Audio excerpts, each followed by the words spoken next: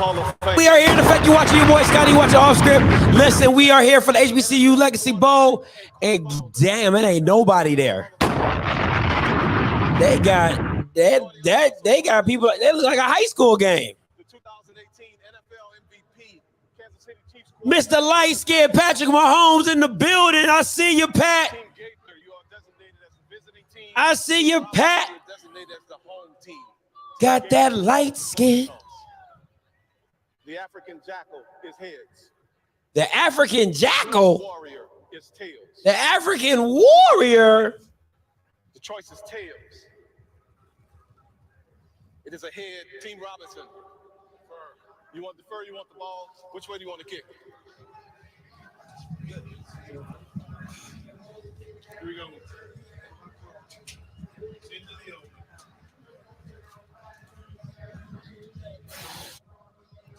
All right, and there you see Patrick Mahomes with the organizer of the game, Kevin Kaplan. And now let's get down where Patrick Mahomes is with our own Bucky Brooks. Thanks, Steve. When you think about the National Football League, it's always about passers and pass rushers. There have been a ton of great pass rushers. I'll be taking calls, doing commercials, and doing the halftime.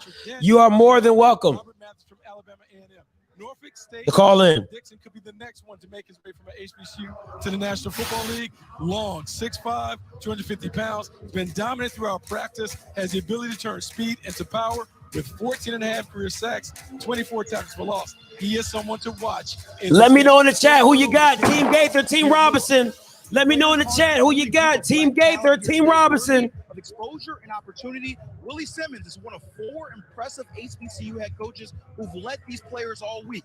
And Simmons rebuilt his hometown Florida A&M program and led them to a FCS playoff berth this year. We met with them last night. Strong presence, detailed, and his players love him. The NFL and NCAA needs more black coaches leading them in prominent roles, and Simmons is just one example of exactly these black coaches in a full pipeline. Now let's go take a look in the locker room of his co-head coach, Dave Gardenia, to see if this guy's ready.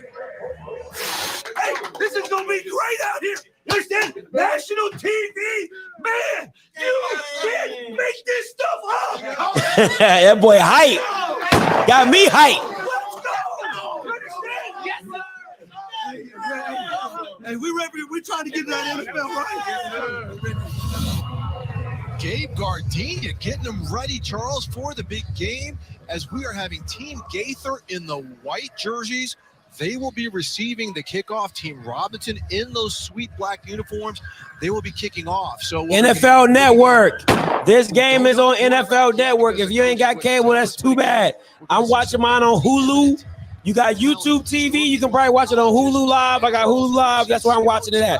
I believe Ty put it earlier in the chat. So if you want to go up, I think she posted it in the chat as well. We're looking at Rigoberto Tanico. Well, that's a big boy kicking the ball. For Team Robinson. Here we go. Oh, he ain't fast at all. He is not fast at all. They got just past the 20, Steve, as they get started. Look like Marquise McLean. Who you got? Who you got? Team Gaither, Team Robinson. Who you got? Who you going for? Team Gaither, Team Robinson. And the rest of the ball game, when they start possessions, they'll put the ball on the 25-yard line. Let's see. And Charles, Marquise McLean is an interesting. Who we got coming out? We got Marquise McLean from Southern. A wide receiver, but we may see him some at tight end as well. Some of the scouts told us. Shout out to Ty. She put the link in if you want to watch it. Shout out to Ty. Jeremy Hickbottom from Tennessee State. Jeremy Hickbottom on the white team. Team Gaither starts it off. He has the quick pass out. So Jeremy Hickbottom, but Trey Gross with the first catch on the quick pass. Charles, tell us a little bit about Gross because he's been one of the stars of the week. Yeah, and I'll get to him in just a second. Hickbottom, you mentioned he's a Tennessee State player coming from the Tennessee State Tigers, but he's a Grambling Tiger prior to that. And actually, it was very interesting. Led Grambling in rushing twice as a quarterback there. Goes to Tennessee State. Team Gaither comes out in the 2x2 formation spread. Running back in the backfield looks like it's going to be a run. Opener in Canton, Ohio. Here he is now directing his Team Gaither here in the HBCU. Oh, it dropped back. Jeremy drops back. Hits it with a corner. Overthrows it. Lined up next to him, the attempt to mark Overthrows. He's going to be a featured player in the system. Scouts are really talking about him. They're very excited about him. There's McClain. You see the size on him. He's listed as 210, but he is clearly bigger than that, Charles. He's got a little bit more girth on that body. He certainly is. And Steve, you talked about the possibility of him moving inside the tight end. Bucky Brooks, our ace scout and terrific colleague, a guy like Marquise McClain, 210, 220 pounds. Not just tight end, but more like a big slot, right, Buck? Yeah, big slot. We're seeing Steve more and more. You definitely should. Yeah, they definitely should run the ball here. You got to get some good positive yards. Guys inside. Not only because they can have the advantage of the little nickel corners, but they can block and dig those guys out as well. We saw Hickbottom on the carry there, the RPO. They're playing out of a lot of shotgun. The coaches have told us most of these players are used to playing from the shotgun. We're going to make sure to get them under center as well. There's Hickbottom with the keeper and Keontae Hampton. Ooh, bringing the Keontae Hampton. You heard him. Number 40. Sanders at Jackson State is coaching before the game, Charles, for saying easy. He's a guy who really, they wanted to see him now with full pads on, put some of that thump on these players in the game. He's a real deal. He's a 2019 Southwestern Athletic Conference Defensive Player of the Year. They're going to 3-by-1, one-on-one on the backside. It's probably somewhere Hickbottom's going to go. That one-on-one on the backside. 5 yards to go here. Hit him with the. Ooh! Crossing route to McClain. He breaks a big hit. Didn't get wrapped up. Gotta wrap up. Gotta wrap up. Slot wide receiver. Bucky, as we look at this, what do you see out of this type of a receiver with that type of size? Takes the first hit, keeps moving. You know, Personal foul. Charles and Steve, one of the things that we've seen in the National Football League is harder and harder to get these wide receivers down. That was Antoine Collier with the big hit. Number 43, Antoine Collier. Collier. We saw that McClain breaking tackles, being able to get yards. It is very important. Yards have to catch when it comes to evaluating wide receivers. Yeah, we had a flag on the play. Didn't quite hear what the penalty was, but they're moving it up to the 39-yard line. Roughing the passer Big one. Was the call. Yeah, it's a big one. Hickbottom with the Cut it. That's a really Cut nice it. catch by McClain. Cut it. Because the ball Cut was on it. the backside Cut of his it. shoulder, and he caught it, brought it in, and here's the roughing the passer. Oh, that's weak. Late after that. That's coming weak. Right down the middle and knocking over Hickbottom. Watch the quick slant. Watch the quick slant. Uh-oh, got him on the wheel route. Got him on the wheel route. Oh, he dropped it. Taking a shot to Corey Banks deep down the Oh, man, you are not getting drafted. Bro, you got to catch that. What are we doing? They drop it in down the shoot is what we call it in the scouting. Oh, Lord. I don't know if you can hand it to him any better than that throw was. That was a great throw by Hickbottom. Beautiful throw by Hickbottom. Steve, unfortunately for Corey Banks early in the game, maybe the nerves got him a little bit, unable to haul that one in. Well, I'll tell you what, we heard Cam Wolf talk about the coaching. They decided to get him matched up with a linebacker, Keontae Hampton, on that play. So good. Some good design there to get him open. We've yet to see Hickbottom go under center, Charles. Yeah, and you mentioned it earlier, Steve. A lot of these kids haven't done much of it. For them to show to their best advantage, I think these coaches are going to play. Oh, you got that man-to-man. Top left, 3-by-1. Might be a play action here. Head coach of this game from Bowie State running this. All right, pulls it back. Got him on the shallow cross. Ryan McDaniel. He's a former defensive back, a former walk-on at Tulsa, Charles. Yeah, remember when he was at Tulsa, and you mentioned it, he walked on, and Bucky, he walked on as a safety before coming back here to play wide receiver. That's a unique perspective and really a transition going from defense to offense. Normally see it the tackle by Keontae. Because think of him as a special teamer. I want to see Ezra Gray. I think this team Gaither definitely needs to run the ball more. They got to realize they got running backs, bro. The receiver split. I mean, I wouldn't run the ball here, but supposed to play. Not supposed to have 3 to 1 side according to the rules. We'll see how that plays out. Right. So we saw the carry. Tackle by Ontario Johnson. Looks like he had him coming up short. This play calling is not good to me. In my opinion, this play calling is not good at all. Khalil Watkins on the carry again. Khalil Watkins has been rolling through pretty much right here. And we're going to see these quarterbacks. Some are going to be rotated by series. Some are going to be rotated. Got Wolverine in the game, number 9. The series and 4th down. South Carolina State top left. Line there, 73 Tyson At the top of the screen, you got number 9, Wolverine. 4 for 1, QB keep. QB power. Watch this QB cap. Told you, QB keep. QB keep.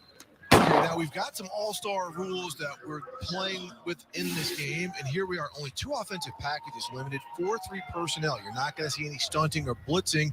Kickoffs will only occur at the start of each half. We've already had one. No overtime or replay challenges. But Charles, you mentioned something. We're not supposed to see a whole lot of 3-by-wide, but the only tight end that Team Gaither had, Isaiah Macklin, an impressive player, he got hurt. Yeah. So they're going to have to give some of those looks to kind of make up for the fact that they don't have anybody capping one of those tackles. Yeah, one of the wide receivers have to go. That's why Marquise McLean became a prominent guy a little bit more as the week went on. Okay, handoff, number 30, Jermaine Martin, player out of North Carolina A&T. Big stop on that play as he tried to go wide. Man, this play call is bad. That's why Look, it looks like Ontario Johnson out of Bethune-Cookman. This is a guy who had a Hey, that's what we here for the banter. We here for the banter, baby. Play that he makes. Look, great play. You talk about penetration. The NFL loves players who can make these disruptive plays that are down behind the line of scrimmage. Great instincts and awareness, reading the play, shooting the gap. This play calling is horrible, man. Who is the offensive play caller at Team Gaither? Did a nice job for him covering up the offensive line. Ridiculous. Is that what you saw? That is absolutely what I saw. Their ability to really control the line. Watch the bottom right. I feel like there's going to be something down at the bottom. Running back, that's a great play by the front. All right, second down to 15. Hickbottom again, steps up, got himself in a little trouble. See if he can escape. That defensive front, Charles, once again putting pressure on him. Just a 4-man rush. 4-man rush, and Bucky, they look patient up there, and if I allowed Lauren Young, number 2 out of Langston, to finish off the play. You know, CD, we've talked about this all week. It's looking like it. Line on both teams look like they could have the upper hand, and it's playing out like that very early in this contest. You know, one thing we have to look for, Charles, you've seen in these all-star games, is the conditioning of these players, right? These guys really haven't had full contact. This is the first time they've been in full pads all week as they were going shoulder pads and helmets through some really intense practices. But again, they were not tackling and bringing people to the ground. And they were off for a couple of months, haven't played. We were here 3rd and 15, 2x2. I'm looking at a cover 3, it looks like. They want to prove their wares. Hickbottom goes to silent, put a little too much juice on that shot right there. Oh, Lordy. I would see him high and wide on it as he was trying to get that little out route to the outside on the formation there. Was that Trey Gross he was trying to hit? No, it was not Trey Wolverine, Gross. probably. Number 9. Wolverine. Let's see, we might have a number that might have been changed Think late. we've got a jersey change. We've seen some things right here. Okay, Jefferson Sousa. That's the field goal kicker coming in. Jefferson Sousa from Virginia. Ooh, 51. This past season, 2021, 5 of 9 field goals, 32-35 PATs, his long of 40. And it's going to test it because this one is going to be 51-yard kicker, almost 51 yards. Oh, this is about to be short.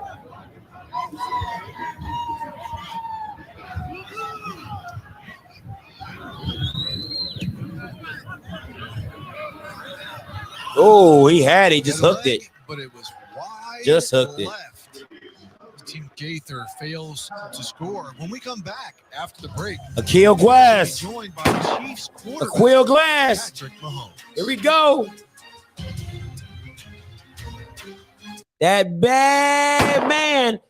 Once again, if you didn't know, Akil Glass won the Player of the Year for HBCU for Black College Football. He was the Player of the Year again, 2-time player. So he's actually the first person to make that. He's actually the first person to win that award and the first person to win it back to back. So shout out to Akil Glass, Black College Football Player of the Year. You know what I'm saying?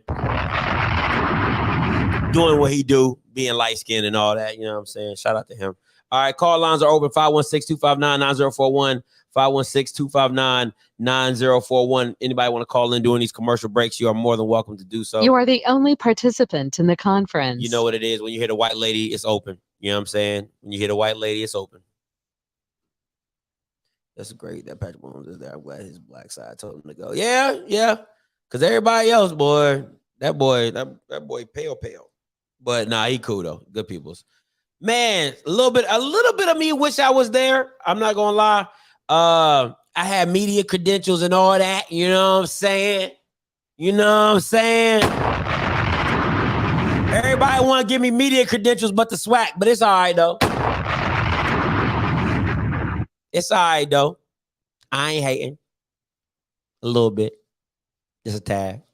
You know what I'm saying? So it is what it is. But we're gonna bounce back. I'm gonna go to the next one next year.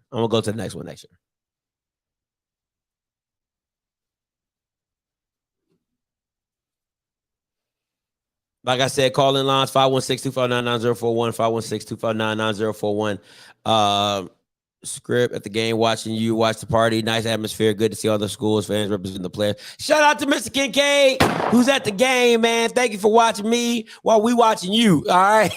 Thank you for watching me while we watching you. All right. Good to see all the schools, fans representing these players. HBCU love. That's what's up. How's the festivities out there? How was the festivities? Let us know. Is brought to you by Coors Light. Never drink and drive. And remember, 21 means 21. Celebrate responsibly. Coors Brewing Company, Golden, Colorado.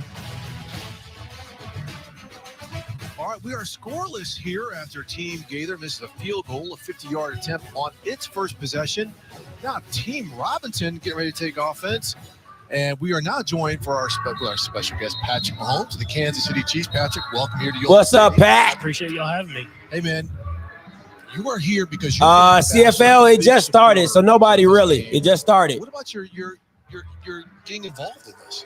Yeah, it was a no-brainer for me whenever I got the opportunity through my foundation to help sponsor this game. I mean, I know a lot of players that have been at HBCUs and haven't got the opportunities that I got coming out of college. So if somebody sponsor it, I don't mind coming to Dallas. Just gotta tell me where we doing it at. I'll be right there, packed up and shipped out. You know, and that your background in terms of parents, relatives, anyone else where HBCU participants. Is that D. Anderson? Or anything like that that helped send you in this direction? Yeah, I mean, I grew up in Who's Tyler, that? Texas, which isn't too far from a couple. You know that's D. Anderson. You know that's D. Anderson. That's his boy. Hiya, let me get that. And the 2 feet. Can I get that toe drag swag? Let me get that toe drag swag. The opportunity like today to showcase that talent on a national stage, I think will help a ton. So one of the players we've been talking about is quarterback at Quill Glass. You just saw him on Cork when they were on the sidelines. It was incomplete, but it looked like it was close. Oh, they called it incomplete. Size on him. You're down on the field. We're getting ready to see. Oh, looks like we're taking a timeout. So we'll just kind of continue this conversation. But let's talk about. You talk about some of the greatness that's come from HBCUs. You were just down there for the coin flip with Doug Williams and Jamie Shaq Harris. What about what they did to kind of pave the way for a lot of players like yourself? Yeah, I mean, those are the two guys. I mean, Shaq Harris being the first NFL quarterback, black NFL quarterback to lead a team into the playoffs, to win the Pro Bowl MVP. I mean, he's someone that kind of made that step, that transition for guys like me to come in now and play. And then Doug Williams, obviously, winning the Super Bowl as the first black quarterback to start and win a Super Bowl. I mean, those guys have set the foundation. Now, you know Jerry Rice ain't at no HBCU Legacy Bowl. Stop playing. You know Jerry ain't here. That, and it's always good to have those conversations with them down there on the field. And Patrick, you're part of a league that's looking for talent, and they want to find talent anywhere, right? HBCUs, it doesn't really matter to them. I know the New Orleans Saints here in this area, of course, not too far away. They saw you doing the coin toss. I think they had something they got it. Out is that Ezra? Media. That looks fumble! Fumble and a big pickup. Dang. Team Gaither. Looks like number 5 there, Steve, picking that one up. Looks like Tevin. Dang. Yeah, after a nice run by Ezra Gray, a running back, who's really shown out this week. So Singleton. So we're seeing him, just the inside handoff, one-on-one, makes a defender miss, and then it looks like Seth Melvin De La Rosa pops the ball out. Fumble. First turnover of the game. Bro, you don't that you and that's what he's known for, De La Rosa. He's known as being a hitter, a guy. You don't want that. Come on, Ezra. You get in a situation like that as a quarterback. De La Rosa. You don't want that. You don't want that, Ezra.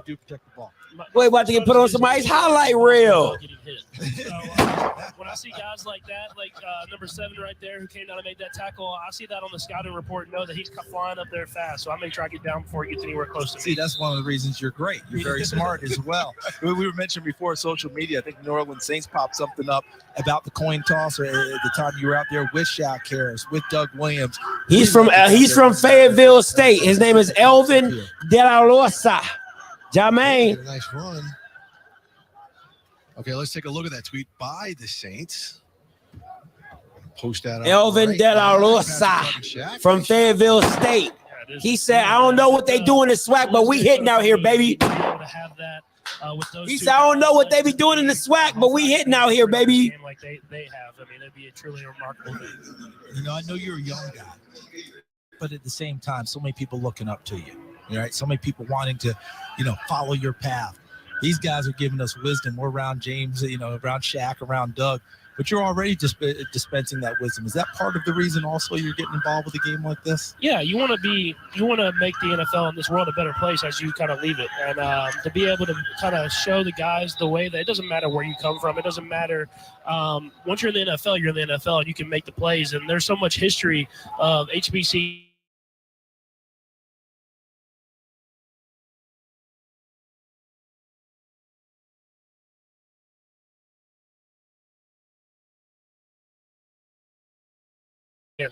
So this, Patrick, we're seeing the quarterbacks go out of shotgun a lot. A lot of that's part of the transition. This guy played the shotgun system in college. It's not going to work full time in the NFL. You did a lot of that at Texas Tech and had to transition. I was about to say, how difficult of a transition is that to get understand and do some of the things that's asked? Yeah, I mean, it's definitely different. It's something you have to work on, but it's good. Oh, he threw that too hard. Right there. It's definitely something you have to work on, but at the same time, once you get into that team and you have that work ethic, you make the transition easy. And it's just something that you have to put in the work, time in, time out, and it'll be something that will be great. So let's take a look at this replay, Patrick. You mentioned on the play, good read. Yeah, it was a great read. He had a little corner smash type concept, and he saw the guy underneath. He didn't have the same timing with the receiver, which is you see a lot in these all-star games. But you can tell he was going through the reads the right way, made the right decision. Yeah, Patrick, just some thoughts. He threw that jug right into the ground. From all this is the first time that this game has been played. What's a takeaway or two? Yeah, I think first off, you see how appreciative these guys are. They really are making the most of their opportunities. And then you see it's done the right way. I mean, every single step since I've been here has been done the right way. So it's definitely something that hopefully we'll keep going as we go. Well, it's your help that's going to help keep us going. But appreciate you stopping by, man. Appreciate you. Safe travels. Good luck. NFL Network. The game is on NFL Network. All right, call lines open 516-259-9041, 516-259-9041. Listen, I'm not seeing the big deal with Jermaine Martin. I'm really not. He didn't impress me this season, nor is he impressing me doing this HBCU Legacy Bowl. I don't see the burst or explosion. Like even with Ezra Gray, you can see the burst. You can see the explosion that he hits the hole, even though he fumbled. You know what I'm saying? Like, he needs to hold on to the ball. But I'm not seeing the explosion from Jermaine Martin.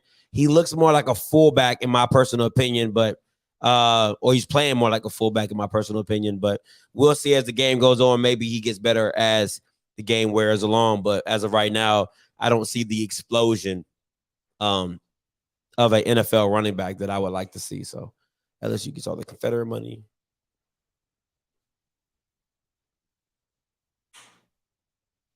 Wow. He look like a fullback. That's how he running. He look like a fullback. That's how he running to me. So that's all, I just call a spade when I see it. Let's see what they'll do. Listen, I'm betting on this. First play, running. You're gonna run the ball with Ezra Gray. And why is that? Because you don't want the kid to lose confidence. This is a showcase game. He wants to do well at this game. The first play of the game coming back in the second half, after commercial break, is I'm running the ball with Ezra Gray. I want to let him know that we believe in him. I want to let him know that he's a great running back, and I'm going to give the ball right back to him. All right? So that would be my play call because I want to give my players confidence, and because we know this is a showcase game, you don't want to go out like that. So give him the ball as quick as you can, give him another touch, and get him comfortable in the game.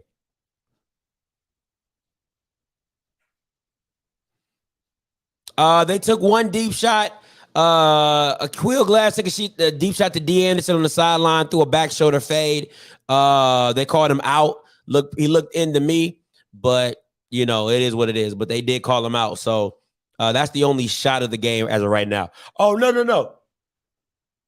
Jeremy Hickbottom threw a nice little wheel route, but but the guy dropped it. Wearing the white jerseys are named after Jake Gaither, the legendary Florida A&M head coach, and then Eddie Robinson, legendary coach of Grambling. That is why the team wearing the black uniforms is Eddie Robinson. And first up, Willie Brown, recently passed, a Black College Football Hall of Famer, Pro Football Hall of Famer. Same with Buck Buchanan, one of the greatest players ever, legendary Chiefs Super Bowl teams. There's Willie Davis, legendary Packer defensive lineman. James Shaq Harris, one of the greatest quarterbacks to come out of Grambling, the first black quarterback to start a season. Everson Walls, interception machine and undrafted player from Grambling. And Charlie Joyner, one of the most electrifying wide receivers, played for the Chargers. And there he is, Doug Williams, first black quarterback to win a Super Bowl and the co-founder of the Black College Football Hall of Fame, along with Shaq Harris, who put this game together. All right, Charles, we're getting our second look of Aqeel Glass from Alabama A&M, probably the most notable player. Told you. Possibly. Told you. NFL draft pick. Be one of the last black quarterbacks, or quarterbacks actually drafted from an HBCU since. I told you. We know some of the guys. You got to go right back to your boy Ezra. You got to give him that confidence. Let him know you believe in him. I do this. I be trying to tell y'all I do this. You had to do it. Saw Pine Bluff and then becoming a heck of a player in the NFL, becoming a starter for a couple of different ball clubs. And you see they got the run there to Ezra Gray just to make sure that he's got his confidence back after he coughed it up. So we're about 2nd and 8 here on the 28. Watch the outside throw. Watch that outside throw. Oh, good break. Corner. Good break. Brooks, Tevin Singleton read that Good break. the entire way to out of Bowie State. Might have lost Bucky there for a minute, but Steve, you saw the pass and the break by Singleton on that out route thrown by Glass. He threaded the entire way. Watch number 5, Singleton, and watch his reaction. Ooh, good break. Boom, knocks it free. Good break. Right now, we know coverage-wise, they're supposed to be playing cover 3 or cover 1, no cover 2 stuff. They want these offenses to be able to make some explosive plays, catch and run, or big pass plays. So when you say cover 1, cover 3, it's always a safety right there where I circled in the middle of the field, what they call single high safety. Step up. Oh! Oh! The throw to Trey Harrell. What a big catch in. Whoa! What a throw! Again, he has been one of the standouts all week. A big body. Man, that was a tough throw by Glass. Wide receiver. Grit is from Aruba. Okay. They're supposed to be running 2 by 2. That was 3 by 1, so they got away with one. But how about the catch and the run out by Harrell? Great run by Harold, great throw and catch. And this is the thing, we get in these all-star games, anything goes, Charles. And so we saw a little 3 by 1. It was advantageous for the offense, but a great throw and catch, great connection. And guys, real quick, we're going to go to break real quick. That might not have been Harrell. That could have been tight end Taryn Mallard on that catch. We'll be back after the break.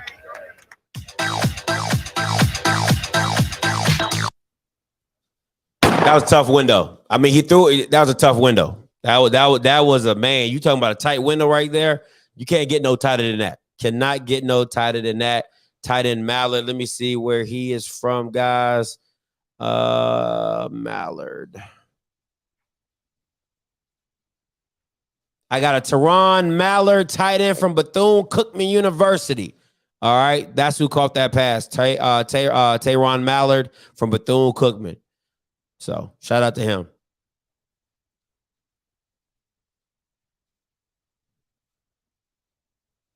Four people in that window, 3 people was wide open. That's pretty. That's fair. That's definitely fair. Coach Simmons is on Team Robinson. That's what team Coach Simmons on. He's on Team Robinson. Thank you, Miss Sykes.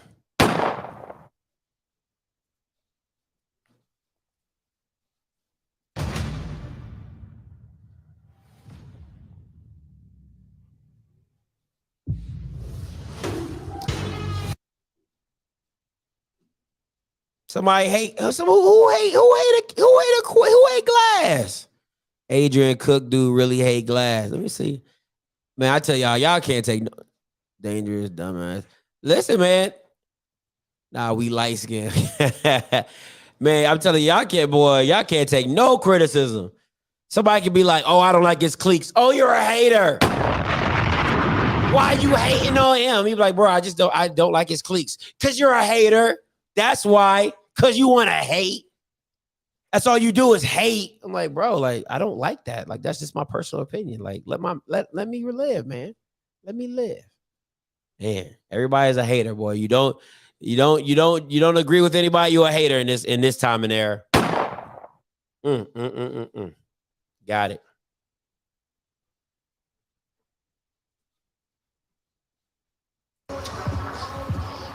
Okay, welcome back to the HBCU Legacy Bowl, where we're scoreless here in the fourth quarter. You're looking at wide Wilkes, who got hurt right here, Charles. The mesh point on that cross. Yeah. Hey, I can't let that music play because I don't want to get the copyright. So, you know how, they over there. We swag, we surf, we cool like this detergent. You know what I'm saying? What are you seeing right now with the clear glass? Well, Gotta run this. On the center, gotta run this. Caught it. Remember, I announced it as Trey Harrell. Wow. It was Karen Mallett. Wow. It was a tight end who's wearing number 3. Wow. Earlier this week. Right. We saw glass go under center for the first time, and that didn't work out so well. Not even a little bit. That guard got blown up. Just blew past the center. And the center. No Jesus. Absolutely. Did you see him just go right through there? I mean, just got off the ball. Looked like Danny Garza, number 70. Keep your butt in shotgun. For Team Robinson. Shotgun from here on out. Abdul Wahid quicker off the football and into the offensive backfield. Garza, number 70 from Prairie View. Okay, 2nd and 15. Glass back in the shotgun.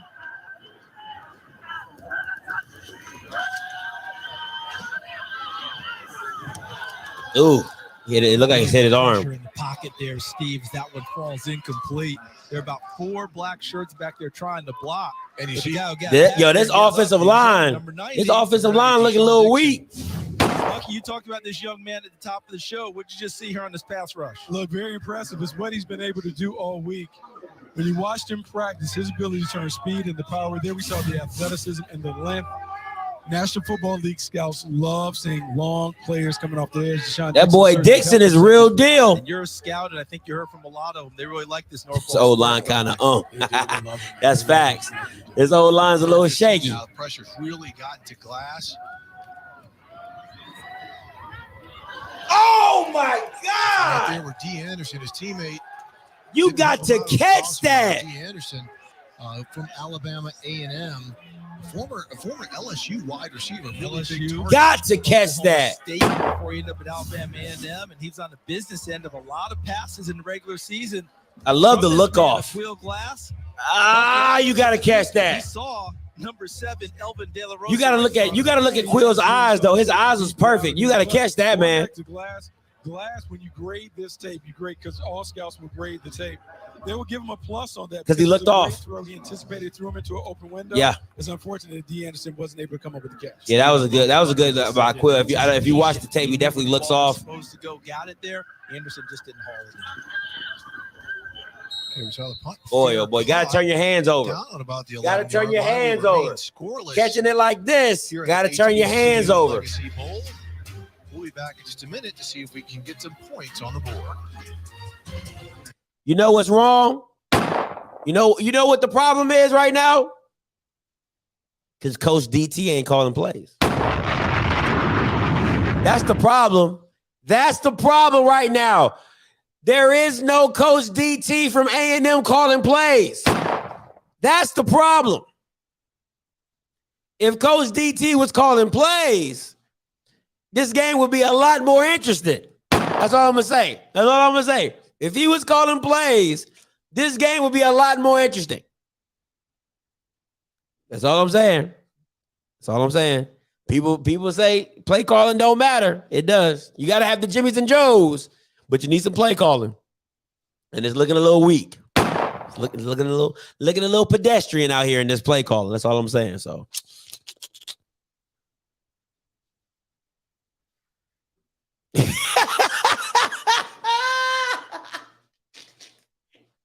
hey, why you playing? This is probably the best quarterback Coach Simmons has seen all season.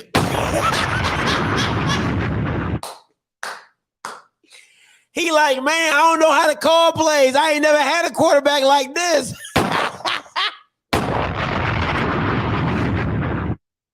He like, oh, you can throw. I'm petty.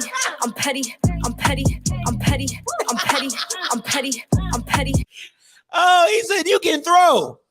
Oh, you got some anticipation on you, huh? Oh, okay. I ain't never had a quarterback like this. You know what? They in coaches meetings. Hey, you know what? Let's play a game. Never have I ever. Coach Willie, you go first. Never have I ever had a quarterback that can anticipate throws. I'm petty.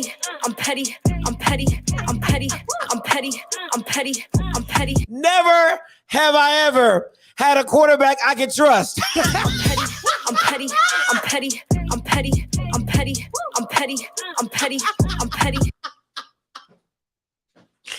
I'm done. I'm sorry. I'm done. I'm not gonna do that no more. I'm done. Whew. I'm not gonna do that no more. Oh man, I'm sorry. That was not right of me. That was not right of me. I shouldn't have done that. Wow, that's impressive. Never have I ever. Oh man, ooh, that was funny. Back to the game. See, that's why we do watch parties. That's why we do watch parties. Played in the NFL for a long time. Remember the good times? Oh yeah. He was JJ. Hey, if you throw me off, I'm going right to Grambling. All right, Team Gaither takes over. Ooh, good power. Good power.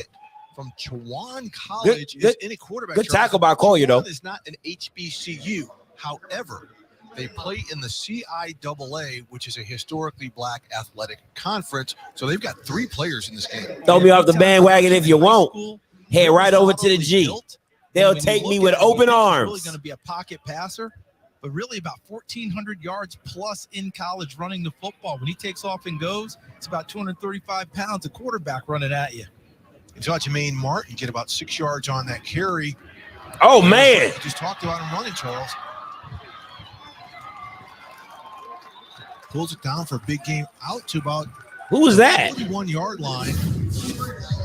Bucky, we always think about quarterbacks being super shifty running zone read. That's not always the case, is it? No, it's not always the case. In reality, Charles, what you would like your quarterback to be able to What's do good, Urban? Can he get you 4 yards? Can he get you 4 yards on the Bryce zone read? Witt from Chowan University. Forces the defensive end to be honest. Bryce Witt from Chowan University. All right, that's him. Billy Bob. I'm gonna call him Billy Bob. A lot more pushed up from college to the Bob. NFL, something we probably didn't see until about 4 or 5 years ago in how it pushes. With a quick pass to Jermaine Martin. It's taking about 4 guys to corral him. And Charles, as Coimba Jones kind of leads the way on that stop, Jermaine Martin is a very interesting project because in 2019 at North Carolina A&T, he was arguably the best player in black college football. 2020, COVID struck. Most of the MEAC teams did not have a season, not in the fall, truncated in the spring. When he came back this year, they changed conferences, and he just did not put up the numbers that he put up in 2019. And dinged a little bit too, but he's appreciate you, Spotlight. One cut, aggressive type runner, the kind of back that you want. You put the ball in his chest, one cut, he gets north and south, as they say, gets upfield. Definitely doing a pass play. You can't run this again. Bounce off of him when he's having a good game. Yes, they did run this again. All right, that was the handoff to Martin as 32. tried to stretch it. Just a few minutes ago, we saw some of the greats that came through. Eddie Robinson and like the screen. Now let's look at some of the players. Like the screen. Like my man Urban said, like the screen. Page, one of the fastest players at A&M and the NFL. He was a 100-meter champion. And Ken Riley, who was a great quarterback at FAMU, switched to defensive back with a great career with the Cincinnati Bengals. And again, this is why these 3rd and 3. Let's see what we're going to do here. Some of the legendary coaches who put a lot of great players into the NFL. Paved the way for so many of us, even for guys like you and me. Another one wouldn't be bad here, honestly. Having an opportunity to do this game. 100%. And now we're seeing Martin. Jermaine Martin's a Chojan. Why black people gotta be so different? That says Chowan. Ball is now at the 49 after that 4-yard run. Chowan. That's what I said. Chowan. I didn't say that. I said Chowan. I thought I said Chowan. North Carolina Central. Another one of these about 5'9". You know, we're seeing a Perfectly lot. compact guys. Yeah, a lot of the same body type out of these running backs. You know, they remind me of Devin Singletary, Zach Moss. Juan like Mexican. Got it. Chowan. Compact bodies. And I'm gonna get to Bucky after this play if we have a chance. But I want to talk about watch that tight formation, that 2x1 up top. We're seeing from running backs.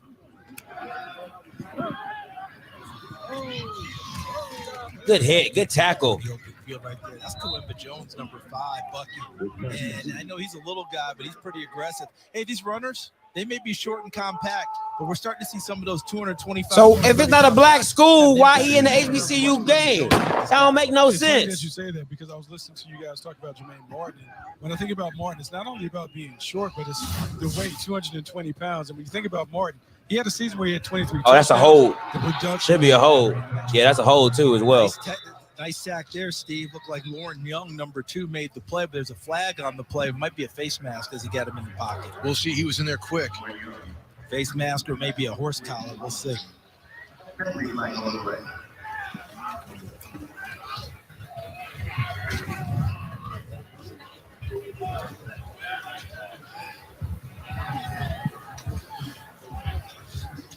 Got referee there, Tuta Salam. Yeah, Tuta Salam waiting for the call here.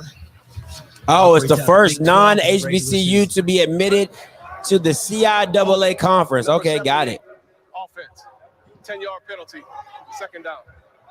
So that goes against Zach. Got it. Out of Virginia State. Let's take a look at Lauren Young. Look how he gets off the football. It's like 1,600 kids in this jank. Let me see. What a play there. 1,500 undergraduates. Man. Getting him on the ground. All right, we got a timeout from Team Gaither. Look, Bucky, I want to come down to you. Some of the things that we've seen, and you and Charles have done these all-star games, when teams are asked to play basic defenses, basically a cover one where you can man or zone. As a scout, what are some of the things that you're looking at?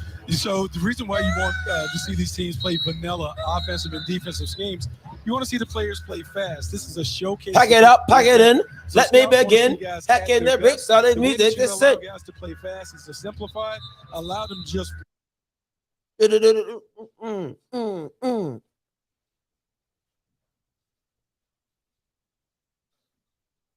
an injury update on Josh Wilkes from Team Robinson.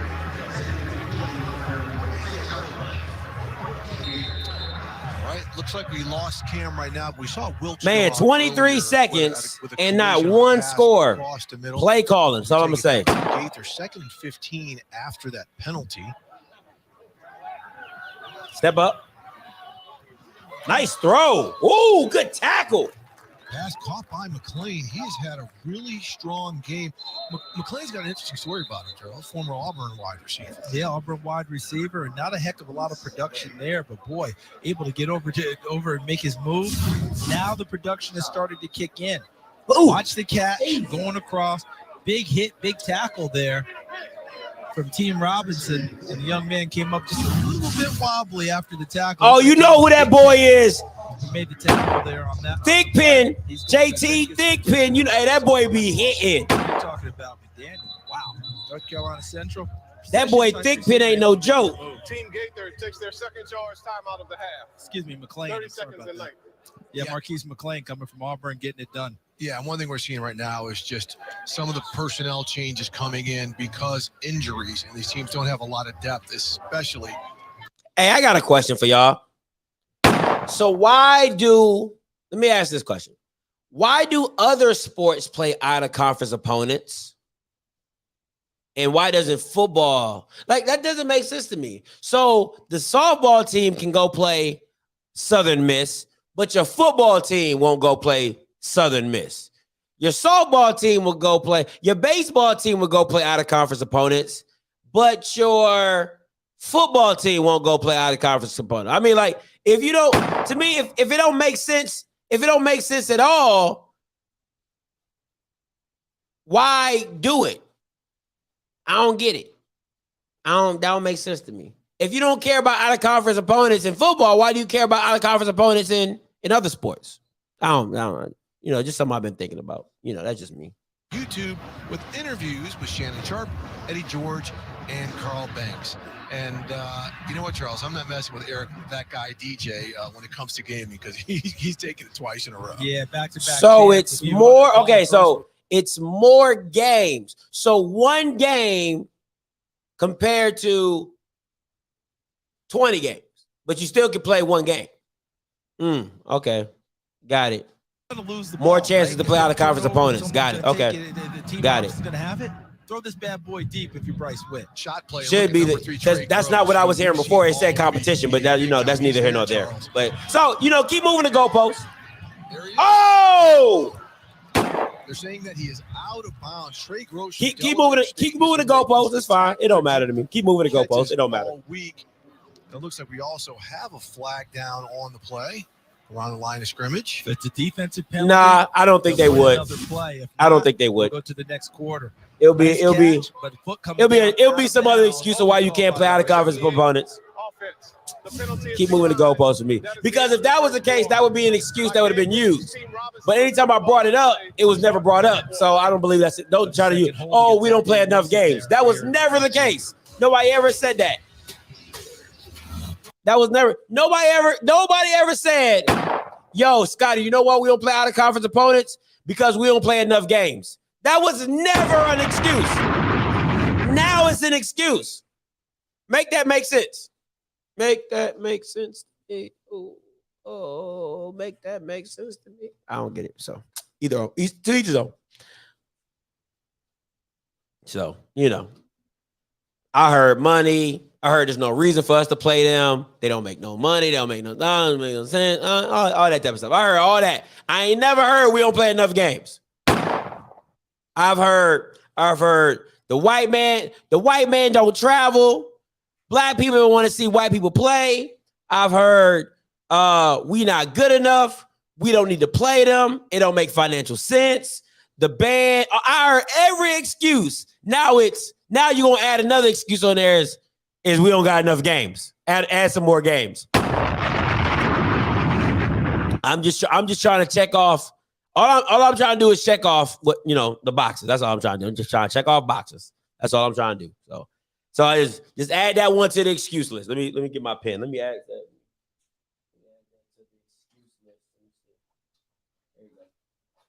Here we go. Here we go. Don't play enough games. Okay, that's a new one for me. Okay. Just wanna make that clear. I just a question, just an observation. You know what I'm saying? Just an observation. We here for the Legacy Bowl. It's an observation. So,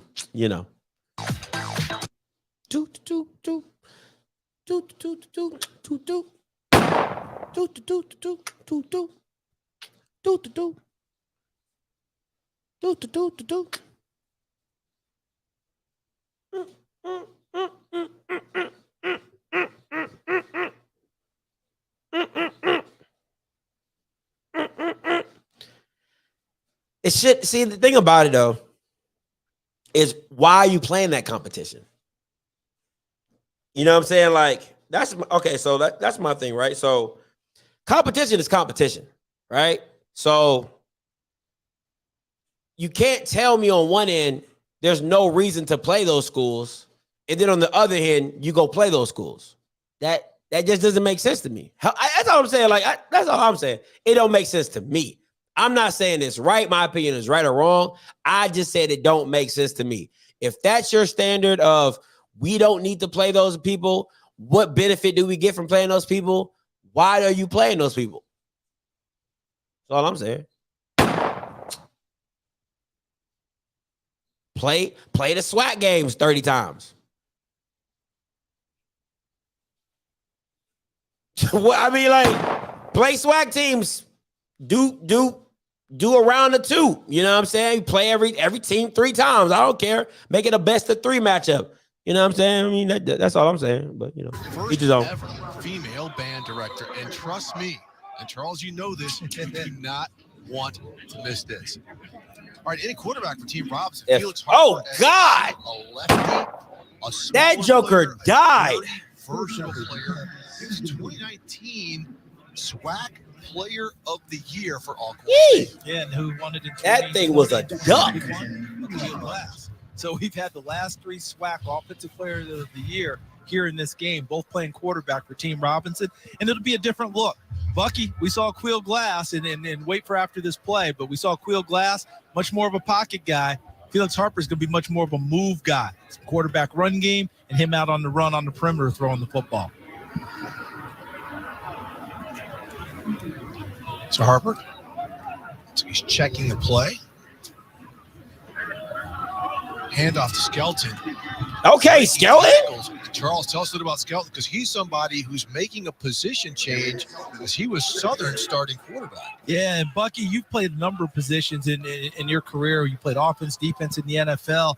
What's it like making a transition in anything, especially going from quarterback, now he becomes a runner? You know, this would be a transition that Mike Robinson, our colleague at NFL Network, has made. And one of the things when you ask Mike, the toughest thing is pass protection. Are you tough enough to stick your nose in the face of the fan when it comes to dealing with linebackers and pass rushers that's coming off? No Bishop Bonner sighting yet. With the ball in your hands, that shouldn't be a difficult transition. The big thing that he will face is how stout and sturdy can he be in pass protection. Well, he's going to get tested right now as we're at about 3rd and 4. Felix Harper keeps it. Nice scramble to the right sideline. Charles, you talked about it. We had a flag down on the play. We'll see what that's about. And Tuta Salam, our referee, makes the call. $600. Offense. Woo-wee. 3rd down. Man, Tight end Teron Mallard. that thing better have gold in it. That's Really nice expensive. catch in the first quarter of this ball game. Got to fill them tanks up.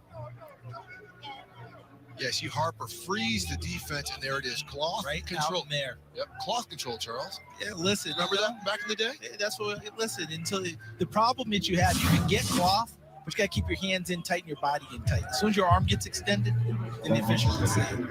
Yeah, Charles, a lot of guys used to get cloth on me. Time to switch to electric. Disengage. From that control. I know that. I don't know. Felix on the 3rd and 14. I don't know about this one. But I think he's probably gonna go bottom right because it's a shorter throw. Good run pass option. I think he might go bottom right because it's a shorter throw. Drop. Screen game. Come on. Ooh. Brought down. Big hit. Bucky, you seeing Shamar Bridges, number 17 on that one from Fort Valley State, D. Anderson, Alabama A&M. These big body wide receivers are starting to come into play. They are beginning to come into play, and it's part of a trend that we've seen in the league. When you have these big wide receivers that can not only post up over the middle field down in the red zone, but they have the ability to break tackles. So much of the game is playing in space. You want to put defensive backs in the bind by having big guys that are tough to bring down. And you saw Norfolk State's other D lineman, Chris Myers, really drop and hustle to make that big hit. Now we've got punter Jonathan Ward. Pick it up. Pick it up. Oh, Bucky, pick it up. Signal for the fair catch. Signal for the fair catch, Charles. The reason I'm saying that is we're giving up yardage all the time when you let that ball hit and roll. All right, we'll be back after the break. We are still scoreless here. HBCU Legacy Bowl. All right, low-key. This game is a little dry. I ain't even gonna fake. Low-key, this game's a little dry. I'm telling you, I think it's.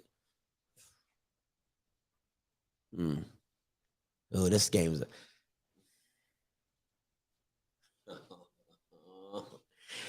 Do you? I don't want to say this.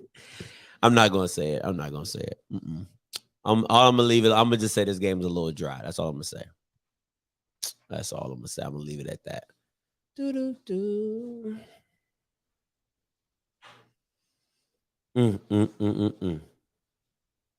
I said I said I said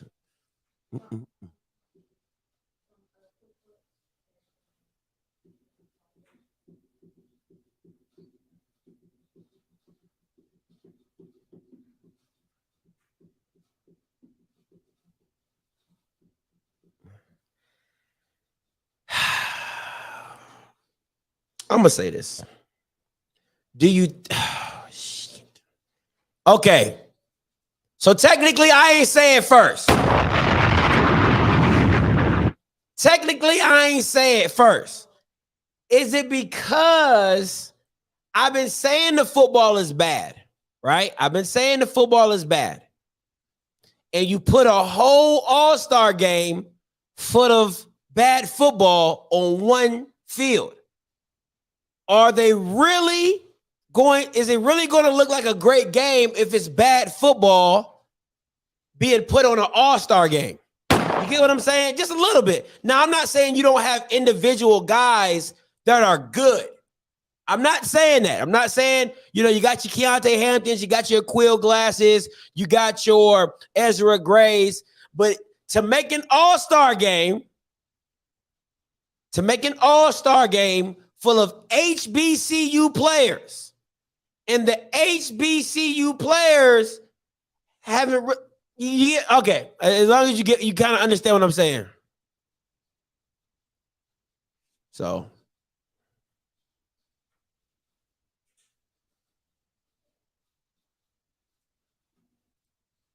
seeing this opportunity for the kids. I think it's amazing. It's amazing to see these guys get a chance to display. Is that Teron Armstead? That is Teron Armstead.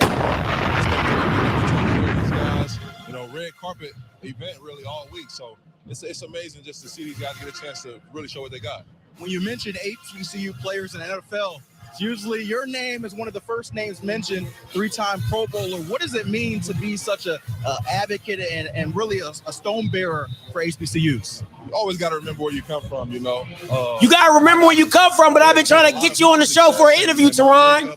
Who I've become as a man and as a player, to my experience at Arkansas Pine Bluff, being an HBCU player, kind of that NFL Network mentality. So coming to the NFL, just having that chip on my shoulder, being a small school guy. Teron, you're obviously one of the sponsors for this event. Have you got a chance to talk to any of these kids, whether about your experience or what you hope they take out of this? Yeah. I sat with a large amount of the players yesterday for about an hour and a half, and we talked finances, we talked career, we just talked, everything.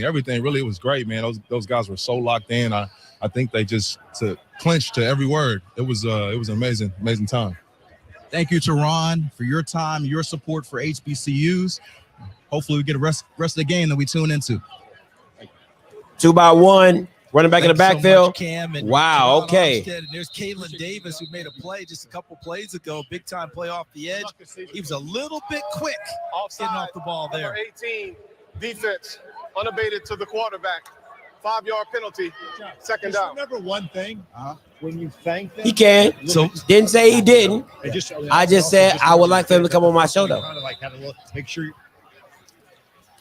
So Kalen Davis, who made a play a couple plays ago, he ended up getting offsides on that one. Bucky, again, pass rushers. What is it about the league? They're looking for passers and guys who can affect the passers, correct? Absolutely. We're looking for pass rushers. And the thing that you're really looking for, how quickly can you get off? Snap count anticipation, first step quickness, elite pass rushers have those two qualities. Well, he tried to be elite there, and then he was probably elite plus.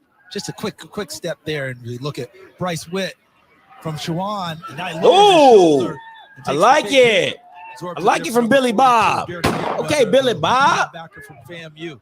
Bucky, in a game like this, is it tougher for those big linebackers to kind of show out in a game like this because the ball's going to be in the air a little bit more? Yeah, it's really tough for linebackers because not only the ball being in the air more, but you don't have any movement. There are things that you can do schematically to create opportunities for linebackers. We don't see that, but guys who can cover well, this is a showcase game for them. Guys that are old school thumpers that like to play downhill in between the tackles that are really good against the run, not so much. All right, back 3rd down and 1 with in the shotgun. Charles, this is the bane of my existence on 3rd and 1, operating from the shotgun. But this is what that's the game as we see it today, isn't it? Got the running back. Quick pass right there to Totten. Nice catch and upfield run. That's the type of player Totten is, a versatile type of player. I like Isaiah Totten from North Carolina Central. I love him. Look to the left of your screen. Look at the hands. That's something I think that the NFL scouts wanted to see from Isaiah Totten. Average almost 5 yards a carry. Yeah, he's special. He's something serious. Playing in North Carolina Central. but just 38 catches for his career. Yeah, and this big thing about playing running back in the National Football League, you have to be able to be a factor in the passing game. When we think about what running backs are being asked to do, so much of it is in the passing game. If you have 3-by-1 again, I would definitely run this ball, get some positive yards right here. Is Neil Boudreaux, who was a starting quarterback in Oregon, also a Nice punter. throw. Witt did not look it, or Bryce Witt did not look his way. Wolverine looks like it was the catch. He's got a heck of a background, Steve. I mean, he went to San Diego State as a safety. He played wide receiver there. He tried to play quarterback there, transferred back to Morgan State, as you alluded to, starting quarterback there for the Bears as well as the punter. And this week said, hey, I want to play a little receiver as well. And there he is flashing out. Okay, that's the punter. Okay, Boudreaux. He can do this. This is one thing. He is a very versatile player. As we're at about 2nd and 3 from the 37-yard line. Run. Man, they still don't want to run the ball. With a short catch and gain, big tackle. Way to come up and force that tackle, Charles. What about some of the play we're seeing from the corners? Because we're seeing a lot of those forced plays and good tackling here. That's a great observation. We are not seeing corners just saying, hey, I'm a cover guy only. We're seeing them try to be complete corners, whether it's the run game or the pass game, coming up and trying to make a play out there on the flank. Good job there by number 17, Marvin Gunshot. Marvin Grunsheet.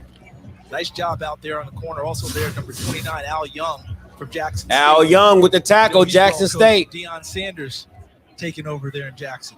That's right. 3rd and 1 again. In shotgun again. Let's see if they give it to Martin, the power guy. Give it to him short left. Takes the big hit. Continues to move the chains. Team Gaither here now got a nice drive going. They're really mixing in the run to pass, Charles. They certainly are. And Bucky, what I've seen from these last 2 plays, I saw Witt take the check down to Jermaine Martin. Martin did a nice job making it 3rd and short, then was rewarded on 3rd and short, getting the carry for a first down. You know, this is a really good opportunity for Martin to remind scouts that he was very productive a couple of years ago. 1,400 yards, had over 20 touchdowns. Production, being able to perform and produce and do those things on this stage, maybe you can have a scout that can vouch for him and do some things when it comes to being able to. I think the punter going to be the first one to get points on the board. I think the punter going to do it. That's a false start. That's a false start. I think I jinxed him a little bit, trying to give him a little love. Here you have a legal procedure right here. So it's going to push him back 5 Prior yards. to the ball being snapped, false start, number 66, offense, 5-yard penalty, first down. And as we know, guys, getting a penalty like that can really disrupt the rhythm. This team was in a really nice flow.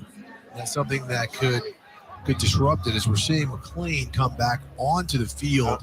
He's been a really big target. You know, when we saw Hickbottom really went to him early in the first drive. He's a slot player. McLean. And as you mentioned before the game, as the start of the game, Steve, Isaiah Macklin was their only tight end. So they're having to mix and match a little bit. Jalen Powell, number 65, was in as an extra blocker, kind of a pseudo tight end on the last play.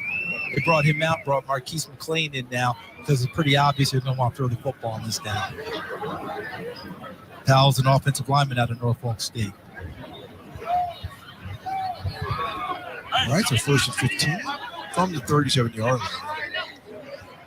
Witt, again, has moved the ball with this offense. You have to get points on the board. Martin trying to stretch it, does not. Oh, my God. Get out. Who is calling these plays, man? This is some horrible play calling. Safety.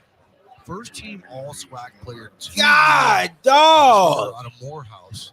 Pretty big player, too. He really is, and he played a lot of linebacker during his college career as well. You mentioned the force. Watch the read by number 15, Norman. He gets underneath the attempted block, actually underneath 2 attempted blocks.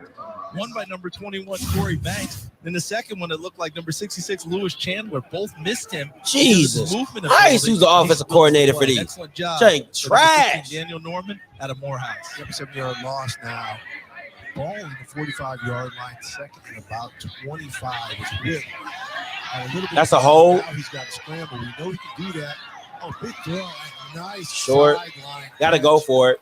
Right there, is that? Or kick the field goal. 21, Corey Banks out of North Carolina A&T. He's got a couple good plays here, Charles. He certainly has. Bucky, 2 things I saw on that one. A little presence by Witt to get out of trouble, And then how about Corey Banks in his presentation on the sideline? Yeah, big thing on Witt, being able to get out of trouble. Charles, you talked about it at the top of the show.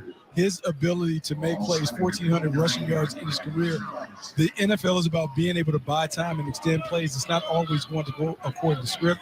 Great play by Witt and an even better catch by Banks. 17-yard gain, 3rd and 7. North Carolina A&T, Corey Banks. Team Gaither has been in Team Robinson territory. Turn up. There's that man again. Marquise McClain. Nice catch coming across the middle. Ball a little behind him. Turns back, cuts it upfield for the first time. Hey, Bucky, here's McClain, number 5. We mentioned him moving inside, take some of these bigger routes. I think this route here, and to me, Witt, being able to come off the first target and go to him on the second look. Yeah, great read by Witt, being able to look and work the progressions, finding the wide receiver on the middle field. McClain has certainly been impressive. Working over the middle field. When we talked to the coaches, they said he might have an opportunity to make some big plays, put him in the slot position, the tight end position. That certainly worked in his favor. Oh, that top right. Oh, he got it. That post, he got that top right post if he wanted. He's giving it to him. That top right post is there. It was there. Once again, I mean, they're getting some pressure off of the edge. Man, this offensive line is Christian Clark out of Alabama State. Yeah, big number 94. And also number 1, Michael Fadeja. So watch inside, all right?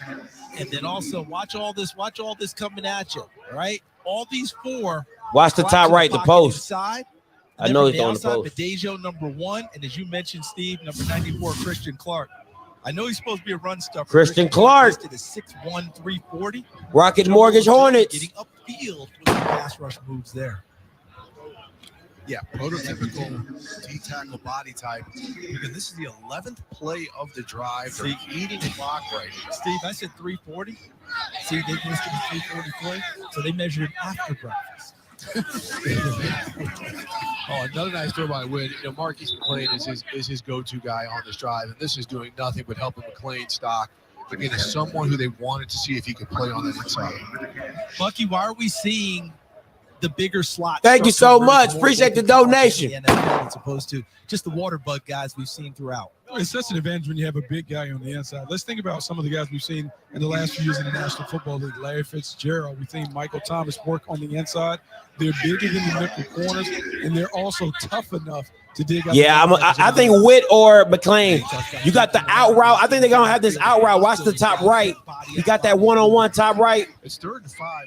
Oh, nice. Nice. His running back, Khalil Watkins, emerged from the backfield. We do have a flag on the field. Saw Watkins do a nice job throughout the week in practice running pass routes, and I told him, quit running against linebackers. That's not fair. Run against corners. Illegal hands to the face. Number 94, defense. The penalty will be enforced on the try. The result of the play is a touchdown. Good job. Woo! First touchdown by Witt. White boy Billy Bob. And I think for him to make that next move, his ability to get out of the backfield, there he is right there. See him run that little option route, running away from the linebacker. No chance at all right there for number 32, Ontario Johnson, to keep up with Khalil Watkins, who is quick on quick. And that's that old penalty will be enforced from the 15-yard line. The try will be attempted from the 10-yard line. Okay, that's that old rush to coverage where, the linebacker says, okay, if he's going to stay in the backfield, I'm coming.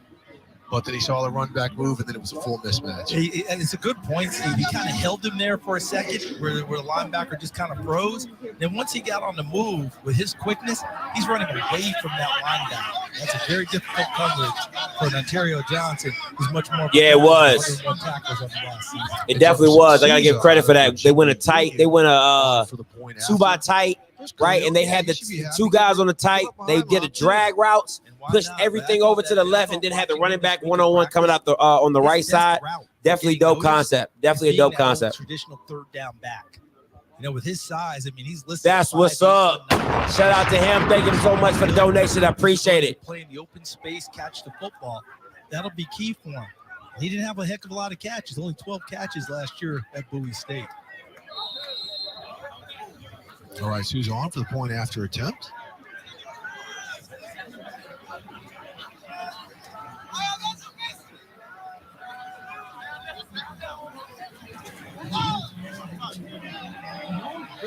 As he misses wide right, 6-0. Again, Charleston moves in play. We will not have a kickoff after this. As Team Robinson on its 25. Team Gator up 6-0. I think it's just black school kickers. Listen, bro. Y'all be getting the bottom of the barrel kickers, man. I can't even say SWAC kickers no more. Just HBCU kickers. If you go to a black school and you kick, 9 times out of 10, you're not good. Now, the guy from FAM, listen, the guy from FAM is good. I can't lie. The guy from FAM and my boy Trey going to UAPB, he good. But the rest of them Bamas, yeah, they not good. They not good. HBCU kickers are not good. Boy, I would not. Punters are pretty good. The boy from South Carolina State, legit. Fam, you got a good punter. Punters are pretty legit. Oh, and then you got Luke. Luke is all right. He got to show me a little bit more. But I do. Somebody said they wish they were wearing their helmets. I do agree. I wish they were allowed to wear their helmets. That would have been dope. I think that would have been a lot better than what they got going on. I would have definitely preferred them to wear their helmets. My bad. They didn't score in so long. I just got used to seeing that 0-0. Appreciate it, Mr. Kincaid. Oh, it's 6. Forgot he missed it.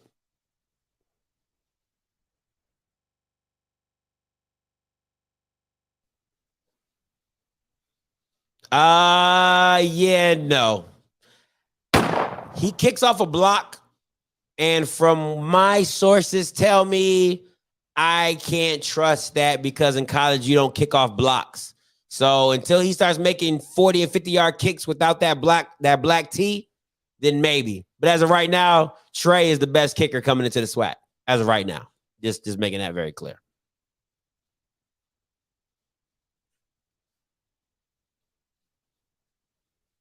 So that's just me.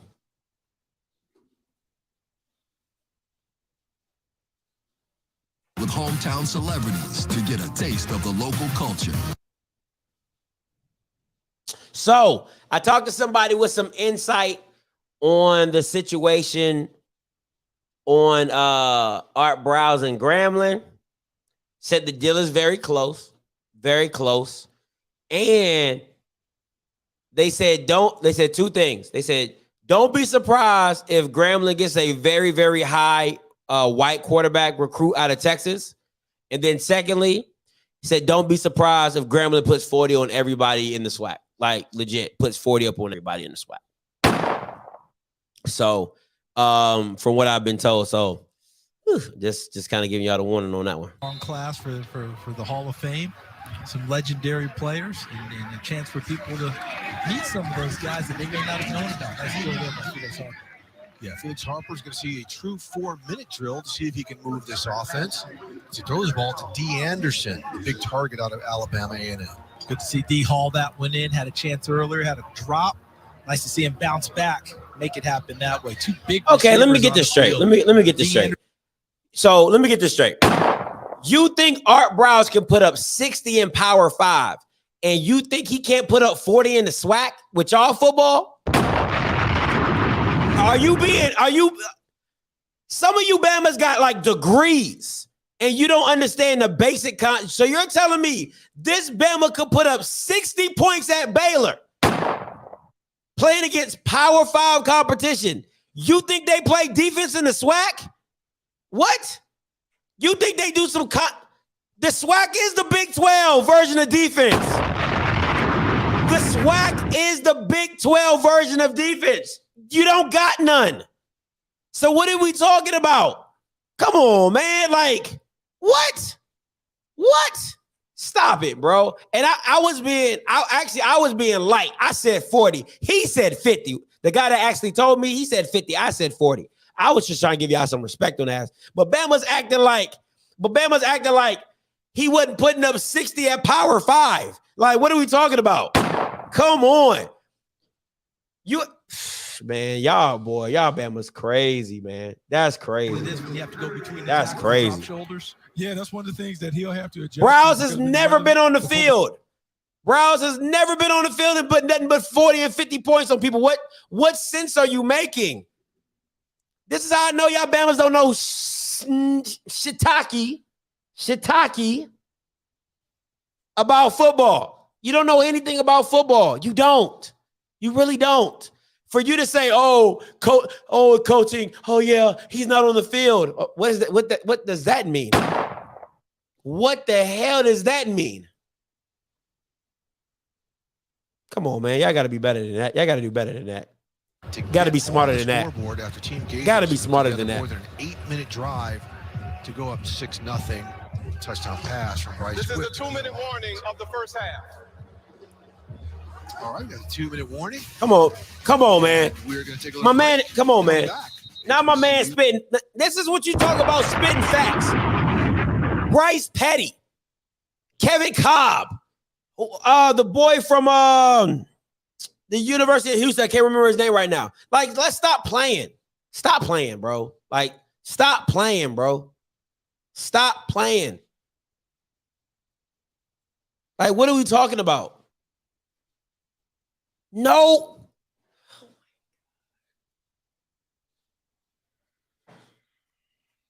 Why? Why would it take an offense 2 years to get rolling?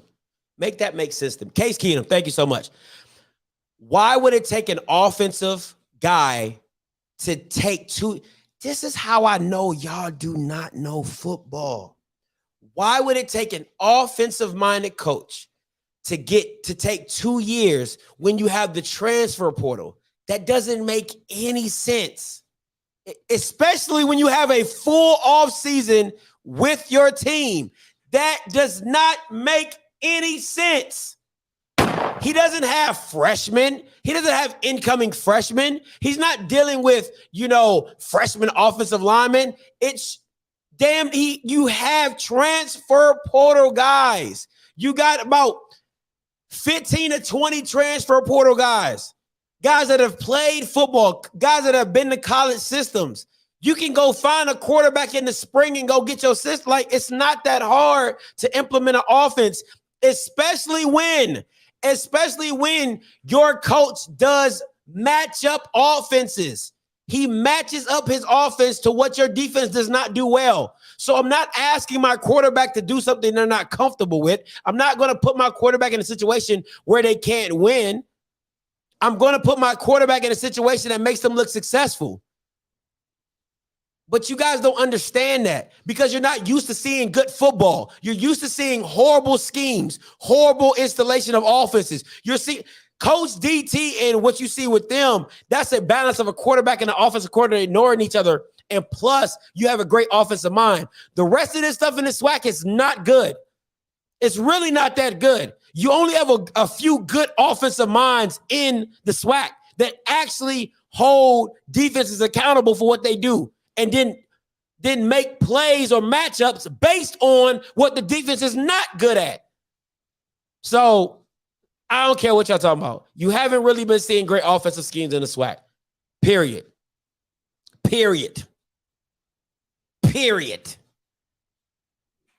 There's a difference, but let me make this very clear. There's a difference between a great play caller and a great offensive scheme. Two different things. Just in case if you didn't know. I spent the week talking to some of the players, the coaches here. Great rave reviews here. I know we're in the middle of the first game, but what's the future of the HBCU Legacy Bowl? Great question. Well, first of all, if you hadn't noticed, there's a renaissance going on with HBCUs. And it's exciting. You're seeing this with Coach Prime and all the excitement around HBCUs. This platform will keep on building. It is our hope that together this week in New Orleans will be a week of HBCU commerce where people come together, corporate, private sector, nonprofit, to come together to help HBCUs. Kevin, thanks for all your work putting this together. Back to you guys in the booth. All right, well done, Cam. Well done, Kevin, who does so many things for this game in the Black College Football Hall of Fame. We're going to take a little break as Team Gators calls timeout. So, I called back. Same thing. But it wouldn't happen though. But it wouldn't happen though. Okay, make that make sense to me. Make that make sense to me. But it wouldn't happen though. But it wouldn't happen though. Okay. That's all I'm saying. But it wouldn't happen though. Okay. I mean, you got one of the greatest offensive minds in college football, but it wouldn't happen though. Okay. But y'all know. But y'all know. You know what I'm saying? Because the SWAC just has so much great football. It's just been having so much great football. Like, I mean, oh my God. Great minds. Oh, yeah. Offensive coordinator calling a halfback pass. I mean, like doing a halfback pass on what, 3rd and 3? The dude from Alcorn. We'll talk about that. Oh, or how about the team that got blown out in the Celebration Bowl? 31-10. Great offensive mind. Great offensive mind. Great offensive mind. How about the guys? How about the guys that, you know, how about Southern not being able to put up like 40 points, not one time, 30 points in the whole time of the season? How about that? But great offensive minds. Great offensive minds. Great offensive minds. Great.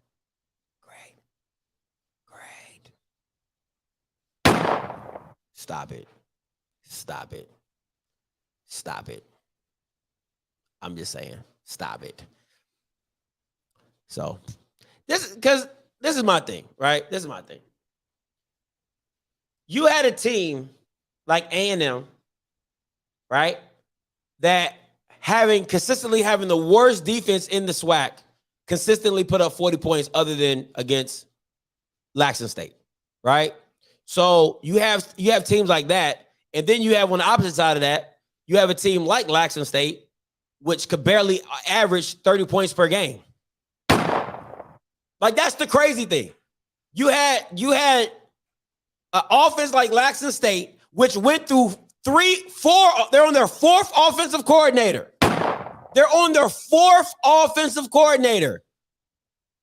And they could barely put up 30 points per game on a good day.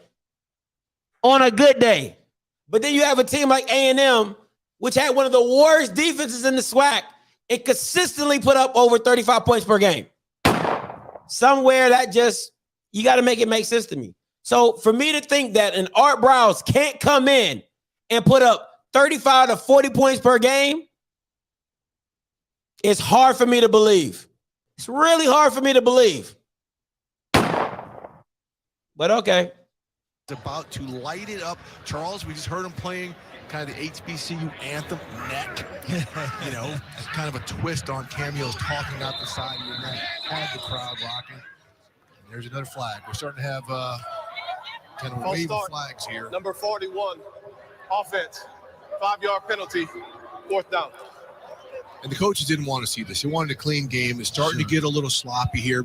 Part of it is because we have personnel changes. Yeah. And we talked about potential conditioning issues and things like this. A lot of these players have not been in full pads since their seasons ended in November. And again, they were just in shoulder pads and helmets throughout the week of practices here. That's that. We have no rush coming right now, so he's able to kick it after. Just don't catch it. Don't let it hit and run on you. I'm big on this. All giving up so many yards and hitting yardage. Set your offense back. Go catch the football and stop it right there. Save yourself the additional 5 yards. And that was a big save right there. Going back on that to punt by Jonathan Ward. Good job, good presence. Able to get the Ineligible kick players in. downfield prior to the ball being kicked. Offense. The 5-yard penalty will be tacked on to the end of the kick. 1st down, Team Robinson. You know, it's interesting is that Jonathan Ward knew that they couldn't rush it. Correction, Team Gaither. But it's very interesting that when the heat of battle, you always kind of revert back to remembering what really happened. You see how quickly he got back on the football? He had his head on a swivel, He's right? like, oh, where are they coming from? Then he realized they couldn't rush, took his time and punted it. So a good job by Ward being able to go back and get it. And an additional thing in a game like this with no fakes, so he could not take off and run with the football as well. But nice job tracking that one down. And one other thing, Steve, A lot of these guys are starters on their offense and defense. They don't play as much special teams in their schools. They got to learn that here as well. And that's a great point at all levels as we're seeing Juwan. Oh, you got to give up. You got to sell out. Pressure, but he had a nice pass attempt right there to McDaniel, who was in a position for a big gain as Carter comes in with a minute, just less than 2 minutes to go. You know, Carter from Norfolk State, he was the MEAC Offensive Player of the Year. He put up some big numbers, a 4-year start. Yeah, and I thought he gave Ryan McDaniel a heck of a shot there. Not quite sure what happened. I know we're having some sun issues with how the sun is coming down over the field. You pointed that out to me on the break, Steve. So maybe he didn't quite catch it off of his hand. Wasn't coming. The sun's not shining in McDaniel's face there. I was giving it a try, Steve. I was trying.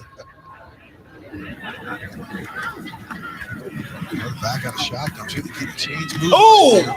Nice catch. Hiya! I knew that was coming. Coverage.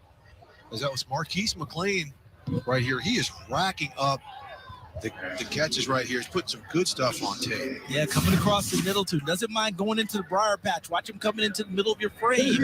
There's a tackle initially. A good second pop there by Juwan Taylor, number 21 from Alcorn State. Yeah, 5-yard gain. Nice pass breakup. It's Carter. Lets it go. Here comes your guy, Neil. Here comes your guy, Neil Boudreau. Mr. Versatile, he's going to come in and pump the ball now for Team Gaither. Yo, this is a really sloppy game. Broke that pass up. Really nice sloppy game. Charles, that was not the type of series, regardless if it's an all-star. They're not playing in this game. Houston and Durant are not here. 2 minutes left when they took over. They barely burned any clock. That's Team Gaither, that is. They're going to give Team Robinson an opportunity to get some points on the board, something they have not done thus far. Yeah, and it's the type of game where you're not as much worried about that. You want some flow from your guys, a chance to make some big plays. They weren't there at that point. Damn, that's a good point. Throw with a returnable kick. Big pop right there. Heck of a tackle. It's at number 34 for Team Gaither. That's Devin Hunt, linebacker out of Shaw. Yeah, Tyron Ralph on the return, but just a big hit. Looked like Ryan McDaniel as well, number 15 on the play, the wide receiver who had a chance at a big play earlier. All right, 1 minute left as we see a Team Robinson can make some big plays to try to get on the board. Even if they can get into field goal range after that 42-yard punt. Felix Harper is going to finish the half. You know, as we heard head coach we heard the head coach say they're going to rotate these quarterbacks, some by quarter, some by series. They're giving Harper a chance to finish this one out here. Drops back under a lot of pressure. Oh, the lefty delivers a nice pass. Looks like it's caught by Tyron Ralph, who was also, was that Ralph on the kick? It was Tyron Ralph, exactly. Number 7 out of Arkansas Pine Bluff, and he did a nice job. That's what Felix Harper does. Realized his quarterback was in trouble. That's what Felix Harper does. What is this? What is this ref? And Harper finds him downfield. What is this ref doing? It's like what the Cowboys got done. Felix Harper spikes it to stop the clock. How about the movement skills by Felix Harper? Look at him go up into the pocket. He climbs it a little bit. Then he exits. Nice job finding Tyron Ralph. I believe they will. How about the job that Tyron Ralph did? I believe I believe. But he kept himself. I believe 3 HBCU players will be drafted. I really do. Page with the quarterback in that, because normally that is something that is coordinated. Scramble drills. You have a set of rules where guys know. Don't tell them that, Mr. Campbell. Then you'll be haying. You'll be haying. Overall football intelligence. Harper delivers another one to the sideline. Little under throw. The ball faded. So got a little closer. Oh, De La Rosa, the safety. How many times have you called Elvin De La Rosa's name for plays on the football and big hits in this ball game? Stripped one out earlier. Oh, I like it. I like the feistiness. That play, ensuring the incompletion. Yeah, I mean, that's Dee Anderson. That's a big wide receiver who was saying, I know you didn't want any of this. Had a nice chance to talk with Elvin De La Rosa during the week in practice, trying to make sure I pronounce his name correctly. He said, hey, man, if you could roll your R's, you've got it. So I've been spending a lot of time trying to. I'm not sure I'm rolling them. It's turning them over slowly and churning. But he understands the respect is there. Well, on 3rd and 10, Harper again tries, under some disc. Oh! Boy, Boy, what is up with this offensive line? Got them Olays. All I'm seeing is Olay. Right here. We'll see if they can get off a Hail Mary type play. Bucky Brooks talked about those. He runs a power spread. He runs a power spread. That's what it's called. Central State number But it is 19, up tempo. But it's a power spread. That means you have a. It's not a true. Right now, as teams go into their respective tunnels, It's not a true air raid. It's not a true spread. It's called a power spread. But yeah, it's still up tempo though. Boy, these old linemen are horrible. My show always gonna get better, homie. Cause listen, my show always gonna get better. Cause I gotta change as it goes. You know what I'm saying? I gotta elevate. The SWAC elevating, I gotta elevate. You know what I'm saying? That's how I do. Gotta elevate. Harper, keep it alive long enough to launch it downfield. Charles, you don't think that, in 3 days worth of practice, they could design about a several stage hook and ladder play right here? They're designing at this point because you haven't had enough time to put all your playbook in that you want to. It's just like we do when we play the Turkey Bowl at home on Thanksgiving. Honestly, design it in the dirt. Honestly, I just think it's going to be a lot of, I think it's going to be some disparity, right? So if they do start off 1-2, you just looking throughout the season is going to be exciting because that means there's disparity. That's all you're looking for. Oh man. That's all you're looking for. That's all. Listen, that's all I'm looking for in the SWAC is disparity. You know what I'm saying? To where nothing's a guarantee. You know what I'm saying? Everybody can get it. Anybody can lose at any given time. So it's not that I'm looking for one team to lose more than the other. And I even said it here on the channel. I don't have the I wouldn't blame Laxton State if they did not make it back to the SWAC championship because of the upgrade in talent around the SWAC and as well as people understanding what Laxton State is going to do. Laxton State had an advantage over a lot of teams because coming into the season, you didn't know what they were going to do. You didn't know what they were going to look like. You didn't know anything about their scheme. So now going into a full offseason, yes, they're going to get better, but every other team in the SWAC is going to get better. So all I'm looking for is disparity to where going into a game, you don't know how it's going to end up. You know what I'm saying? That's really all I'm looking for is a competitive disparity within the SWAC, a competitive disparity. That's it.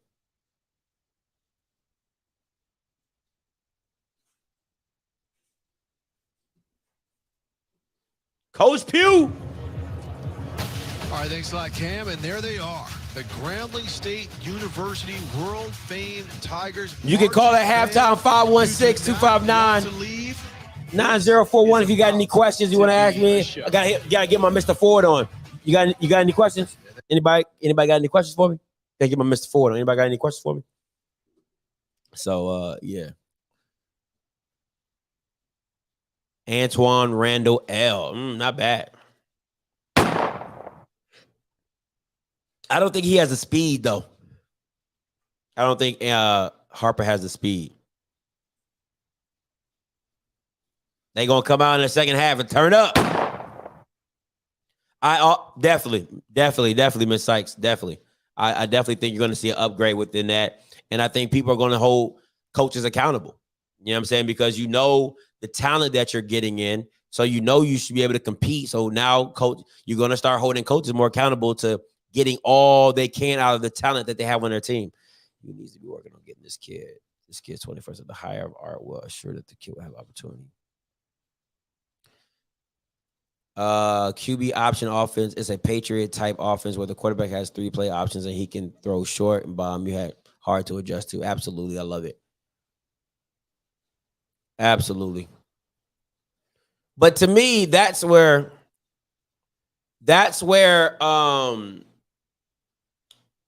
most, like, we were doing this in high school. Like, that's my issue with, that's always been my issue with SWAC offenses, right? That you don't hold your quarterbacks to a higher standard. So that's my biggest thing. I'm looking at the same stuff you looking at, and I'm confused about why a quarterback wouldn't have 2 plays going into each down. You should have 2 plays. Okay, they're loading the box up. Okay, we're gonna throw it. Check. Easy. You know, red 42, red 42. You check out of it. It's too easy. They drop back. You go into a run play. Easy. Check. Mike 11. And then you run the run play. Like, it's really not that hard. Football is really not that hard. And especially if you're in a cover zero, you gotta listen. The thing about being in a man-to-man situation or cover zero is the fact of the matter is you have to test the secondary. You have to, because when you don't do that, all you're doing is shrinking the field down. That's all you're doing. When you never throw outside, you never throw over a defense's head, all they're going to do, and as a quarterback and as an offensive play caller, your field of operations is going to shrink because you don't feel comfortable doing anything over the top. Earl Fane, Grambling State Tiger, marching band.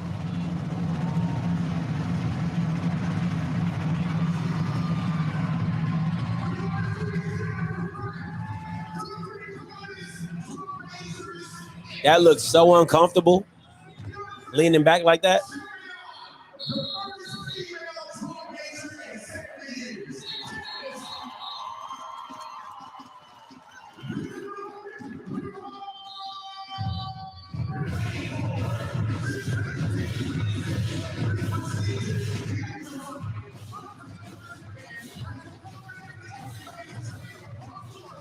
Hey, NFL Network know how to keep their fans engaged.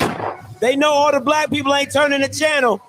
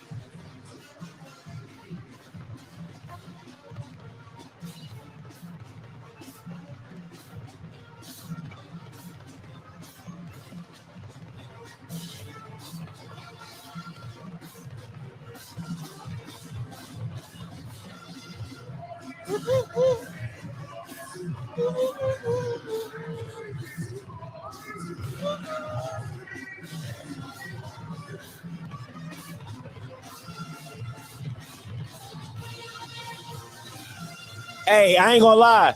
This game, I probably came for the band. This game, I came for the band because it's not good. I came strictly for the band.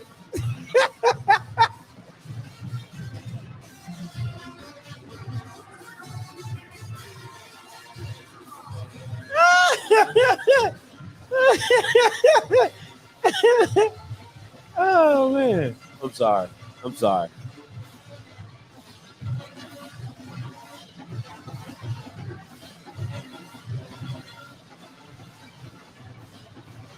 Well, they got that high school crowd in the background.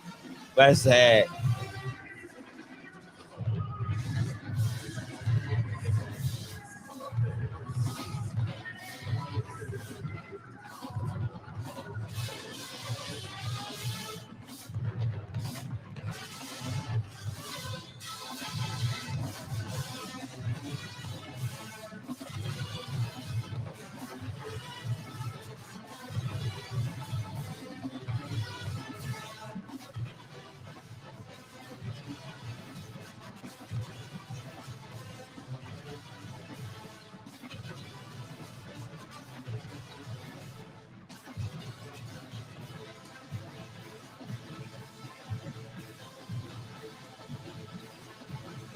Hey, these dancers ain't it.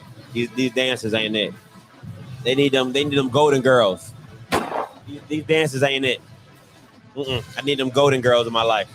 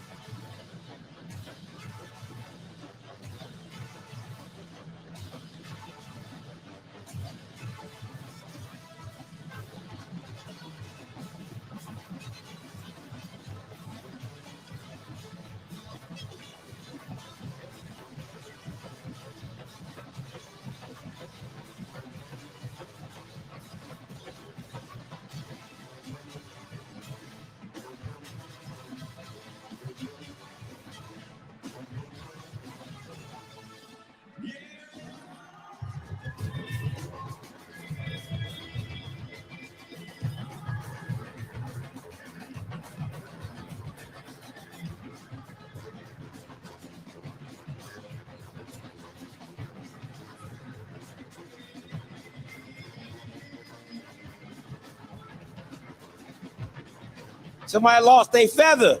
Somebody lost their feather.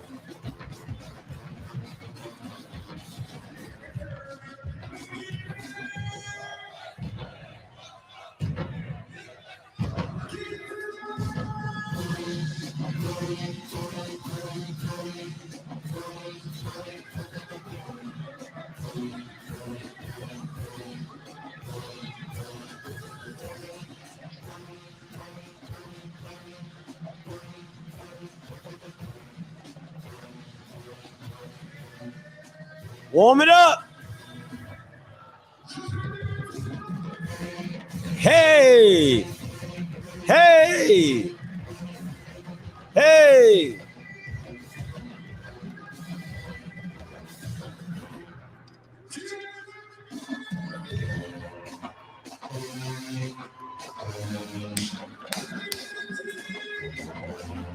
Here we go. Here we go. Here we go.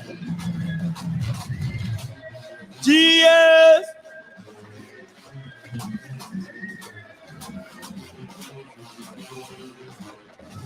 I thought you knew.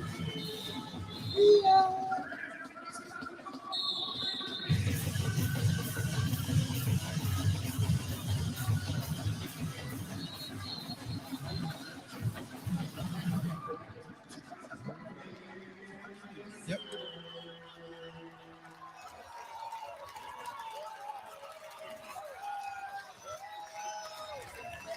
Woo!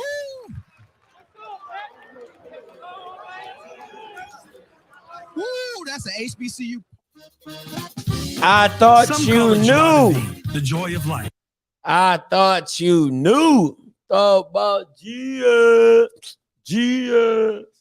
Jesus. You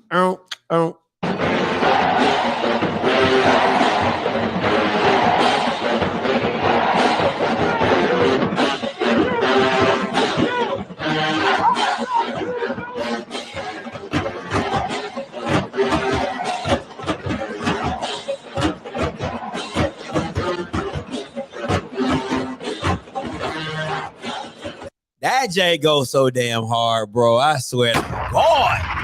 That day is hot, boy. That day, man. That chant is legit.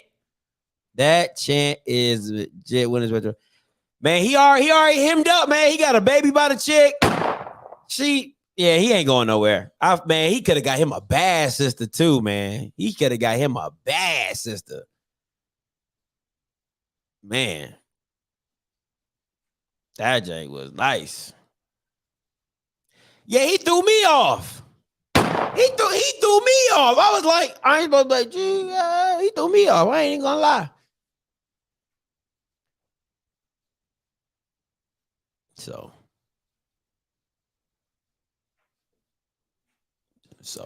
it is what it is. But yeah, so that was probably the most exciting part of the game in the first half. I ain't gonna lie to band. If I do say so myself. If I do say so myself.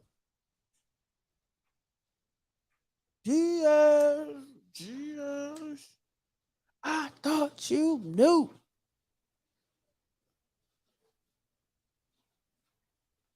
Man, I don't even know if I'm gonna make it through the second half. If I'm being honest, I'm like, man, I don't even know if I want to watch this for the second half.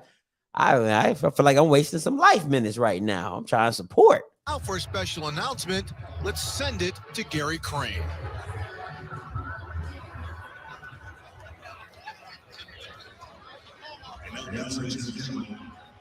We would like to recognize the winner of the 2021 Deacon Jones Trophy as the Black College Football Player of the Year from Alabama A&M and playing here today in the HBCU Legacy Bowl.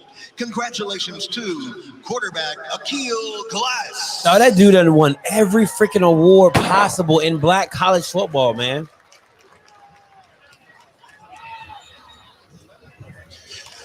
And now let us recognize the Black College Football Hall of Fame class of 2022, presented by Molson Coors. Representing Molson Coors here today is North America Head of Partnerships, Adam Detman, and Stephen Brown, Vice President of Diversity, Equity, and Inclusion.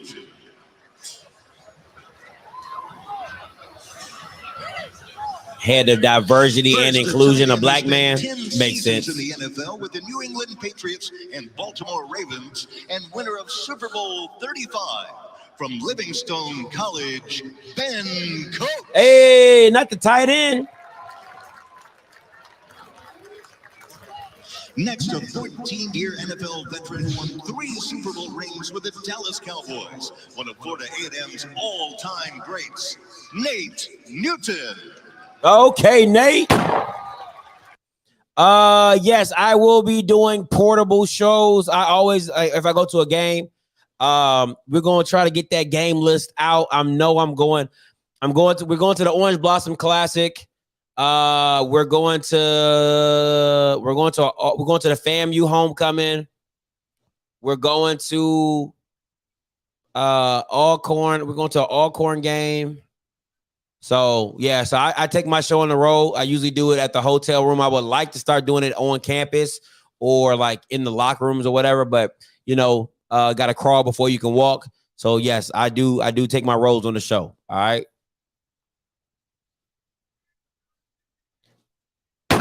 It ain't nothing I haven't said. It really is nothing I haven't said. All right. Now the thing about it is for real. Hey, this Thursday, you guys definitely want to tune into the show this Thursday. I have a promoter coming on. I cannot give you his name because he does work with the schools, but I do have a promoter coming on to the channel to tell you all the insight, the finances, how you do it, how to do it better, how HBCU schools should be scheduling these big games and promotions and all that type of stuff. So I got somebody coming on to discuss those finances and the details within that. But it's nothing I haven't said. Like, you just gotta do what's best for you. Like, there are certain things I think if it doesn't make dollars, it don't make sense. I'm still a component of competition. So that's never going to me, I don't care what anybody says. I'm always going to be a component of competition. That's just in my nature. So miss me with all the extra stuff.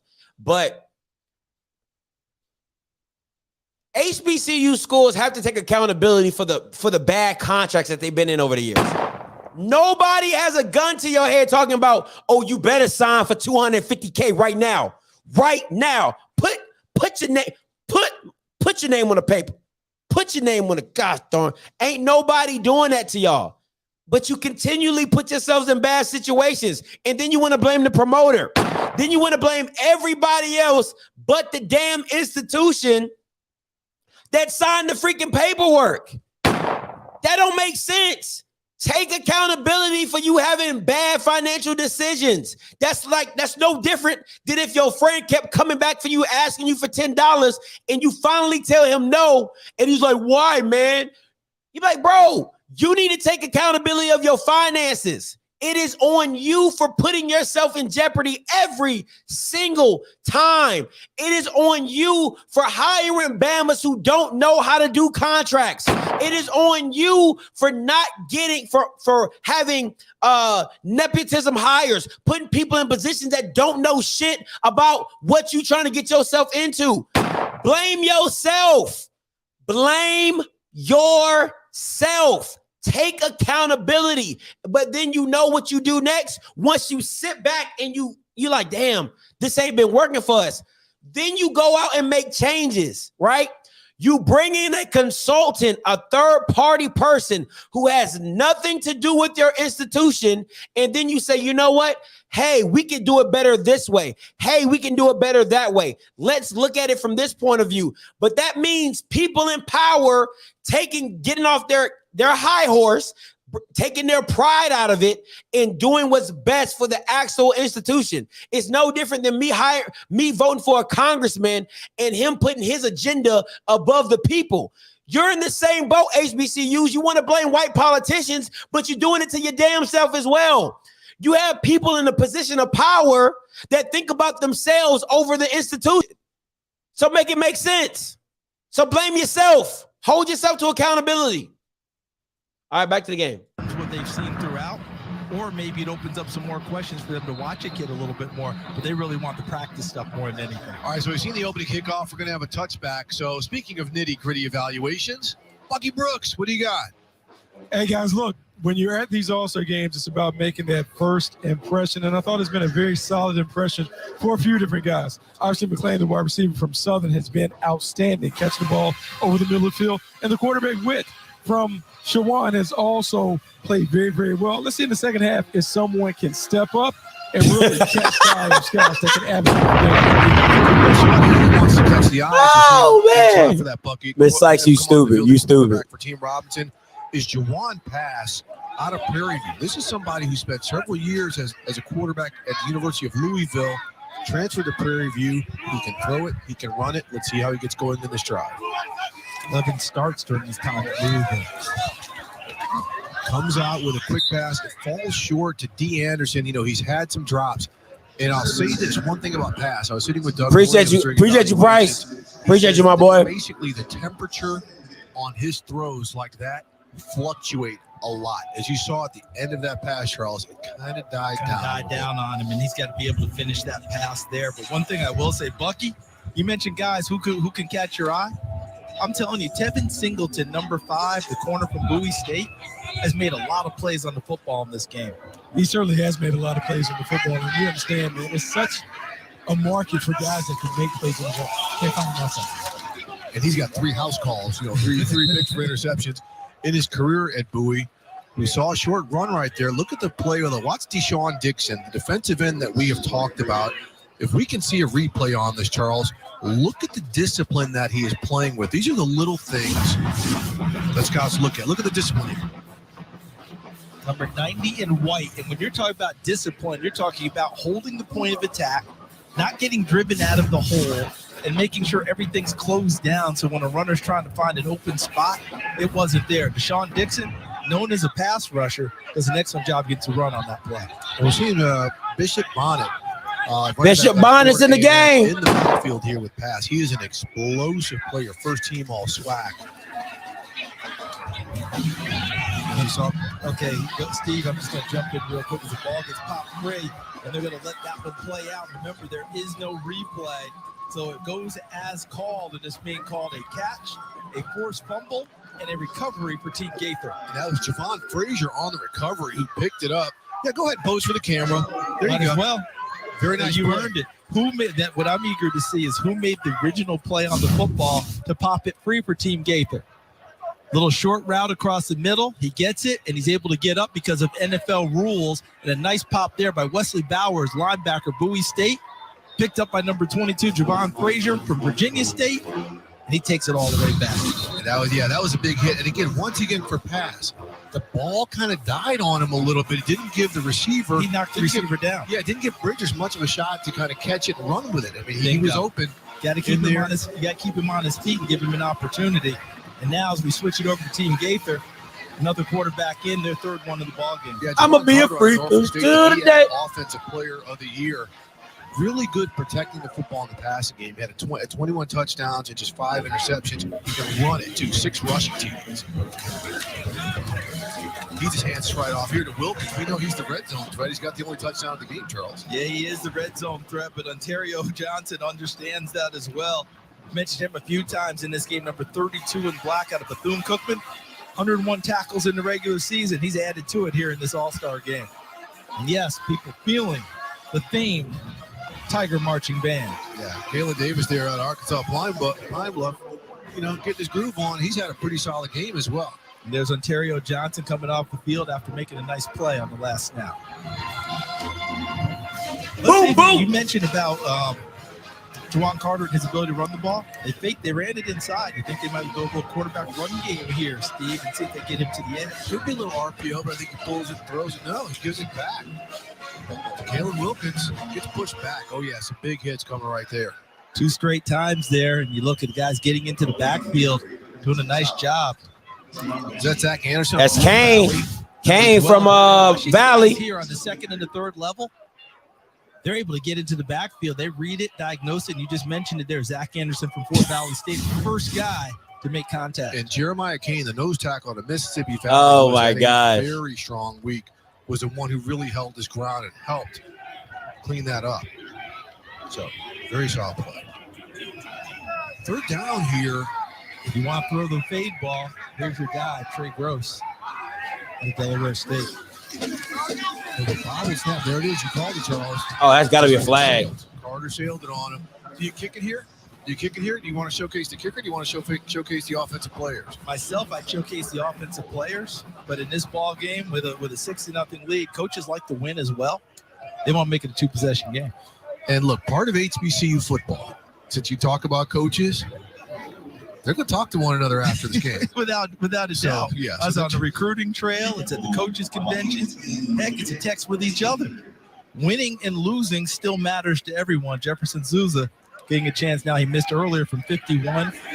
His long has been 40, career long at 45, 49. Yeah, about a 16-yard attempt, so basically an extra point. And he converts. Team Gaither going up 9-0. All right, got some more points on the board. Oh, man. This game is tough, man. I don't know if I'm going to make it. This game is, oh, Jesus. Right.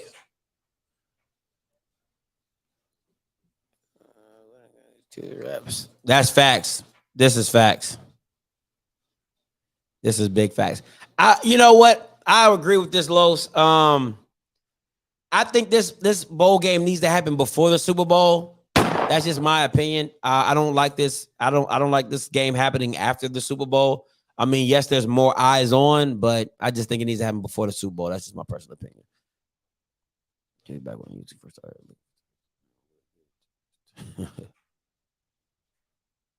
Yeah, they hired him as a defensive assistant. That's Mike Tomlin being a G, being a real one. Being a real one.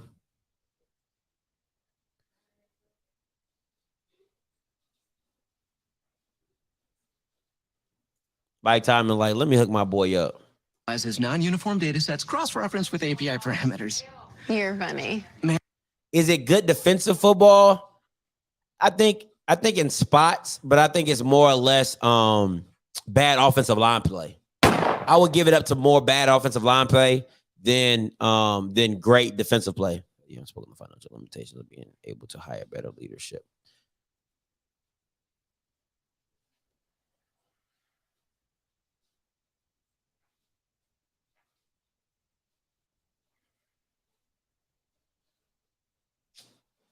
Okay.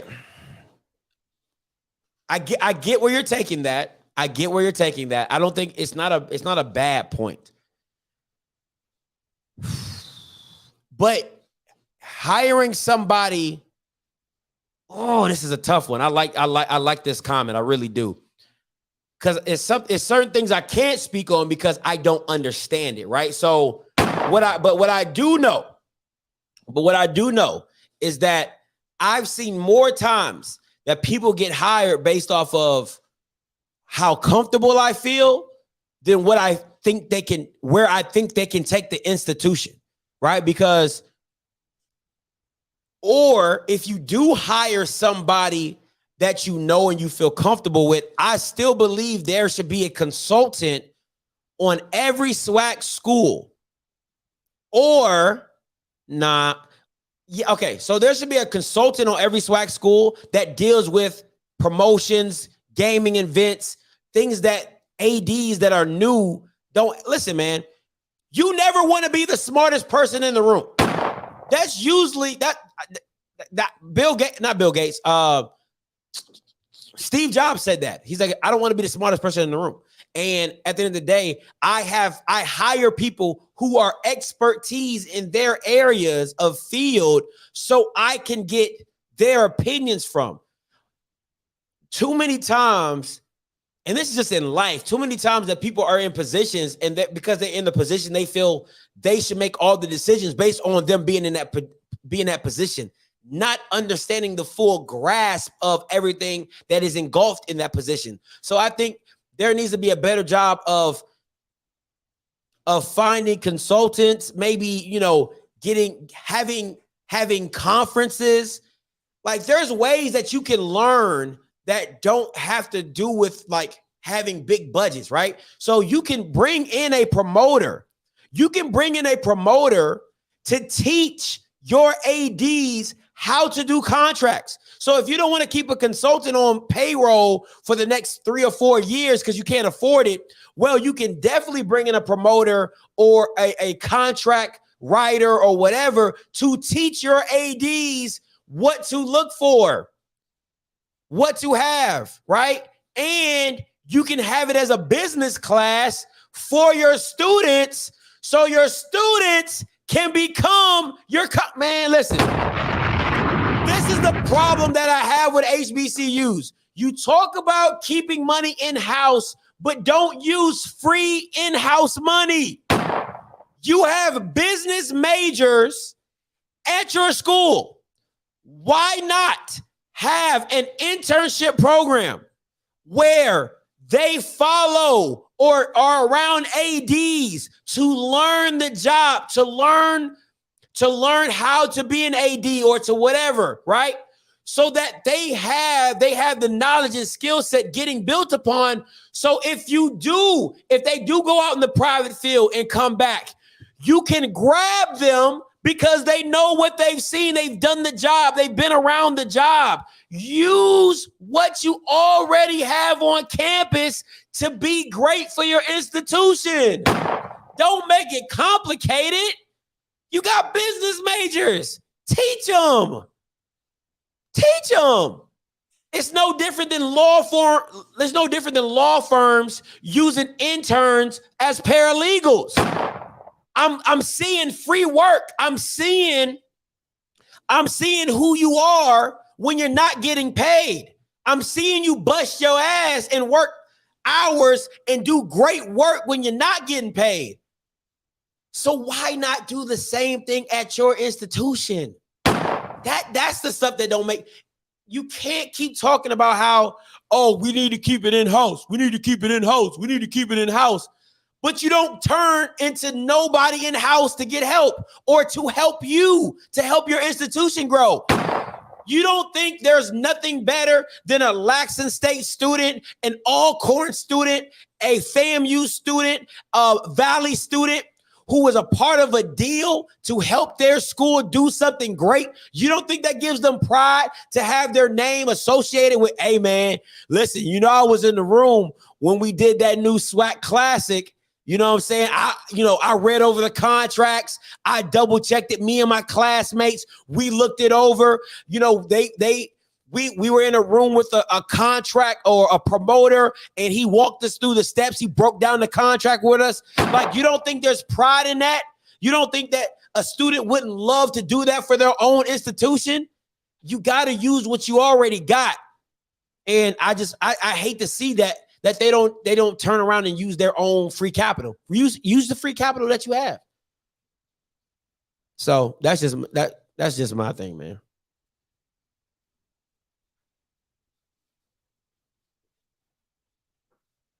So appreciate that, Hezekiah.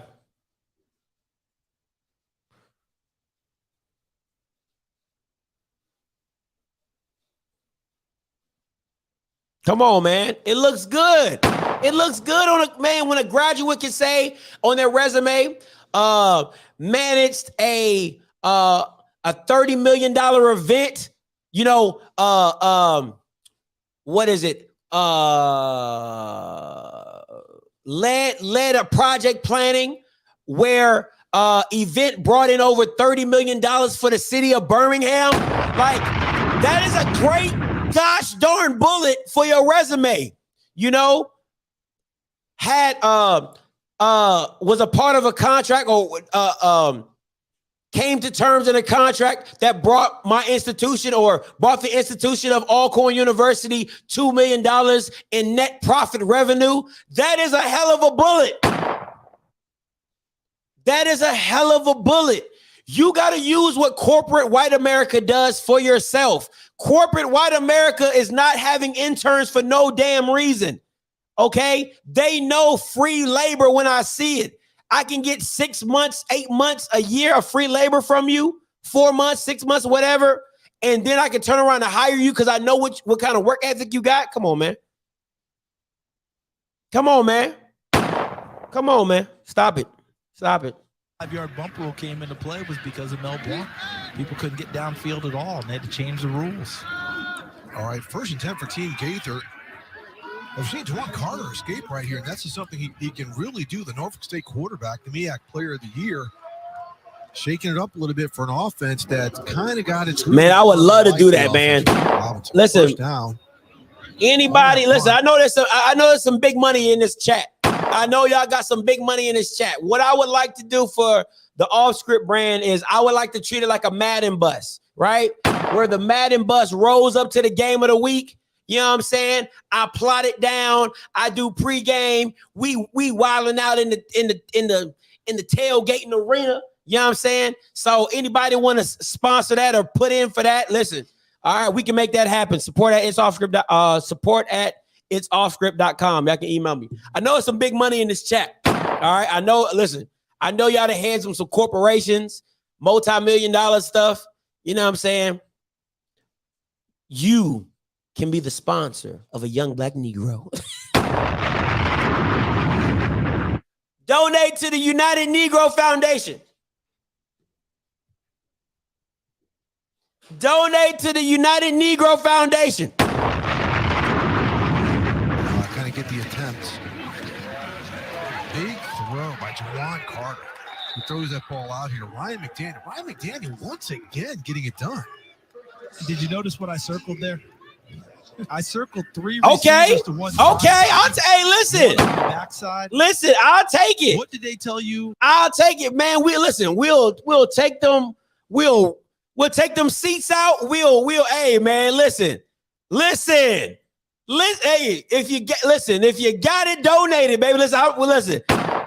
It all goes to we'll revamp that thing, put some lights in that thing, suit that thing up. Boy, why you gotta be short? Why you gotta be like that, Shelby? Oh, good catch. Why you gotta take it there, Shelby? Listen, man, the ideas was flowing. Why you gotta take it there? Why you gotta take Why you gotta take it there, Shelby? Come on, man.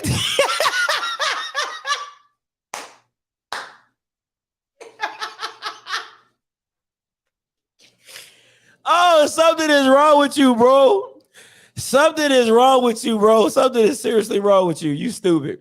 That one, oh, man. First down, Team Gaither. First down, 8-yard line. There's the power back. Jermaine Martin out of North Carolina A&T.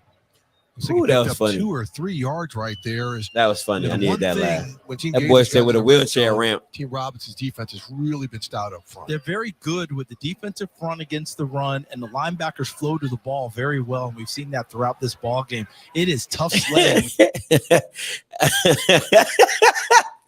Hey, Black Pilot. Hey, send me an email and talk to me a little bit more about that. You know what I'm saying? Like, idea sounds great.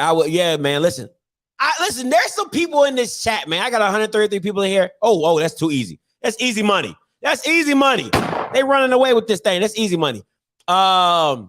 Listen, I know they got some people out here that know how to write business proposals. All right. I know there's some people on this chat that know how to do funding and grants. All right. Stop being selfish. All right. Reach out to this young black brother, this young Negro. Okay. All right. All we trying to do is take this to the next level for your experience. All right. So if you got people that you know in your circle that does business proposals, grants, funding, sponsorships, you know what I'm saying? Like, listen, just reach out to somebody and say, hey, man, I got a young man I think that you'd be great talking to. And that's all you can do. That's all you can do, man. And I will appreciate it. All right. I appreciate it. Got to remove St. James AME. Listen, we can find it. Listen, there's some hood dudes on here. There's some Pimp My Ride guys. Did this man miss another field goal? Oh my God, these kickers are trash. These kickers are trash. The mystery machine. That was annoying, man. Y'all Bama's are annoying. Hey, hey, bro, did you see the buses the old alumni had at JSU? No, I never seen no J, but hey, this is for you. This one for you, Jordan. You got me. I gotta give you one. I gotta give you that. I gotta hit you with them. I'm petty. I'm petty. I'm petty. I'm petty. I'm petty. I'm petty. I gotta get you that. That's for you, Shelby. That was a good one. I gotta give you that one. All right. I got a 1988. Man, okay. Now I gotta draw the line. I gotta draw the line right there. All right, gotta draw the line right there. Get exhibit, pimp my ride. Listen, man, I know Los in Houston. See, I got you on the. See, that's how we do it. Listen, it's a community thing. Listen, I'll drive over to. Listen, I'll go to Los. He in Houston, right? I'll go to Los in Houston. He'll put some 24s and 25s on it for me. You know what I'm saying? He gonna tint the windows out for me. You know what I'm saying? And then I'm gonna take it to my boy Jordan. I'm gonna probably drive where he at. You know what I'm saying? He gonna put the speakers and the tweeters in that jank. Then I can take it to somebody else. They going, you know, put a little sofa in there, a little desk, and all that type of stuff. Listen, we can do this thing together as a community, baby. I'm in Dallas. Go to Big. Listen, I got family in Carrollton. I got family and my kids stay on Forest Lane. Don't judge them. All right, my kids stay on Forest Lane and everything like that. So we can get this thing. We can do this thing. It's an old donated discontinued 18. That's that donated discontinued 18. Will I put them elbows on there? Yeah. No.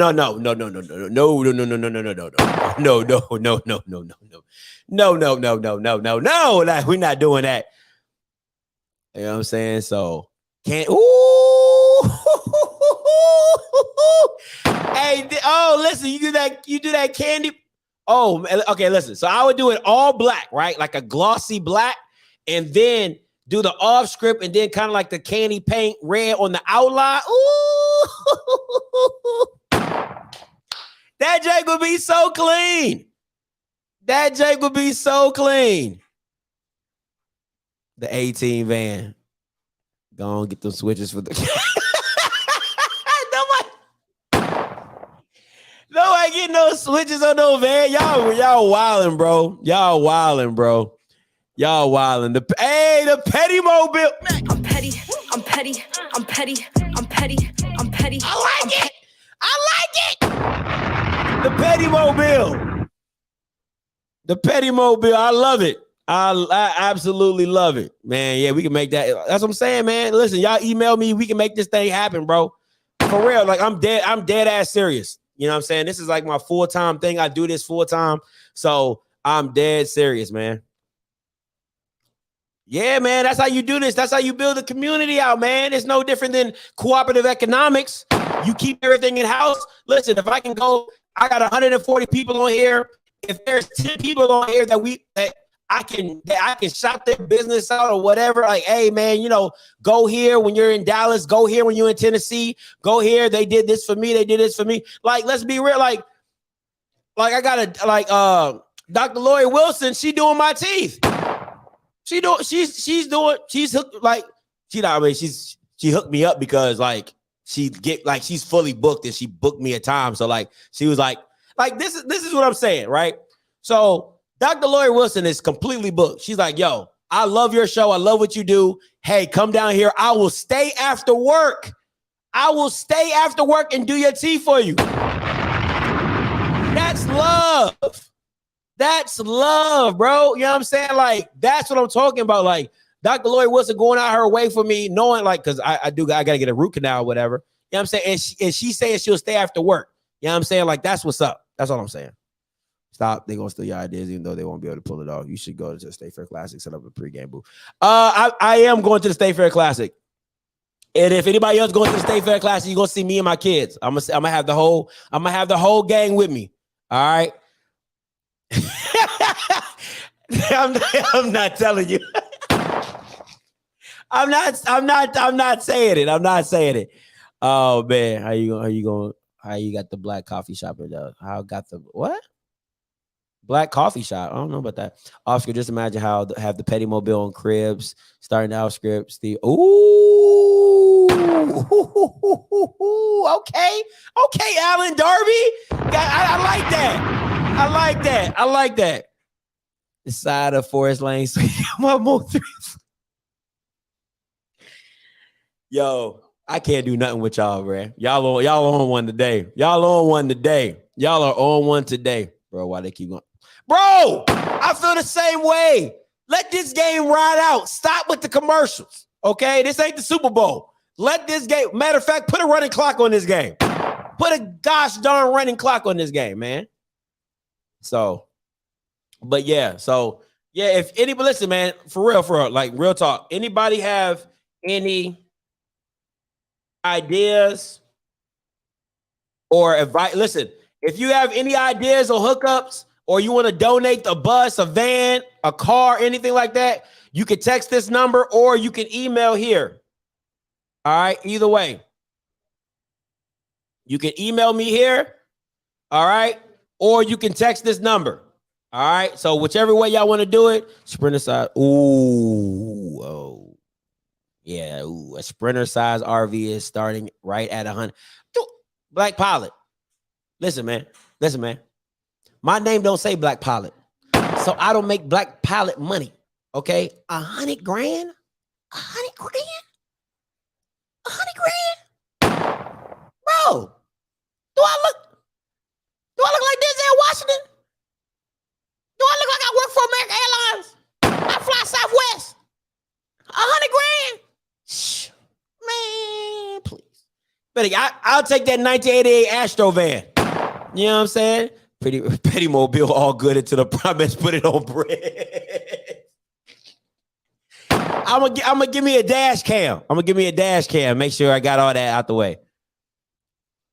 We need more. Exactly. That's what we need to get to that $100 grand. We'll fund it. Got to get it started. Start a GoFund. I can barely listen. Adrian, start a GoFund. You ain't even a member at $4.99, but you want me to start a GoFund.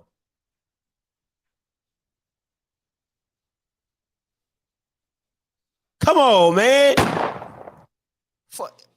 $4.99. You talk about start a GoFundMe. You can't even give $4.99 to the channel. You talk about a GoFundMe. Back play again. Strong run up the middle, big hit. Stan running back up. His pass handed that ball off. Ooh, that's a good one. That's a good one, Garrett. 23, Brett Silva, who's had some very powerful runs. But now they're in a third long situation. We talked about that pass rush dialing it up. And now, Bucky, do they bring out sprinters blocks at this point if you're a pass rusher on this third long?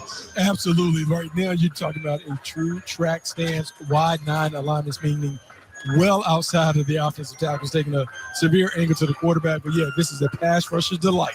Hey, real quick, when Team Gaither went 3-by-1, it looks like Team So yeah, there you go. The one. Hey, don't you flip cars? Aren't you a car salesman, the one? You know what I'm saying? So I think you're a car salesman, right? The one, if I'm not mistaken. So I know you got the hookup. Now, Scott, I need to host an affordable high school combine in Camping 3. I would do a 7-on-7. I would do that. I'm not that new, but now I feel bad. Yes, sir. I know you got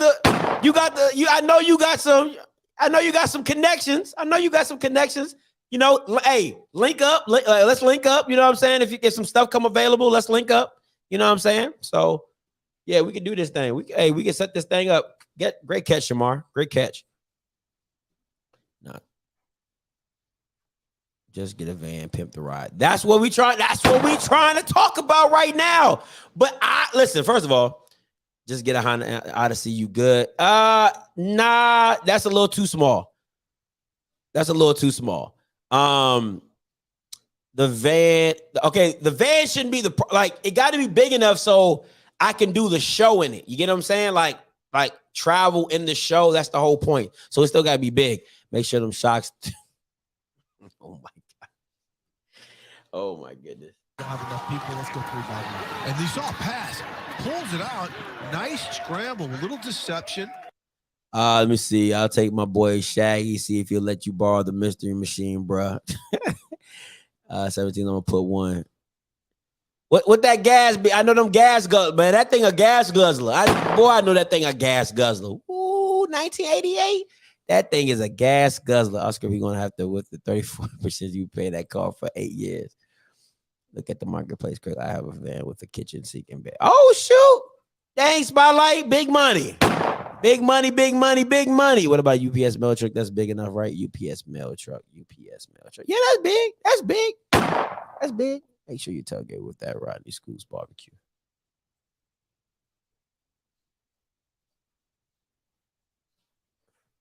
Bussing with the boys, Van and with Oscar. I like bussing with the boys. I love that setup, bro. That setup is legit. I would like that kind of style. Vanning with off script. Nah, I don't know. Vanning. I don't know what the vanning. But I do like the bussing with the boys. I know what you're talking about. That's a dope YouTube. That's a dope YouTube channel.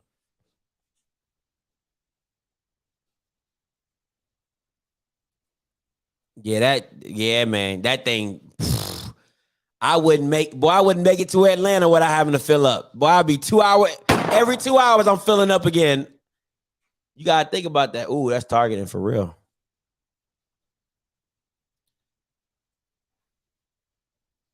Whatever you get, the price is gonna be crazy just because of the van life hype. Oh God. Line since their first 2 drives of the first half, the deepest that they have been in Team Gaither territory. Pass looks like he handed that one off to Ezra Gray.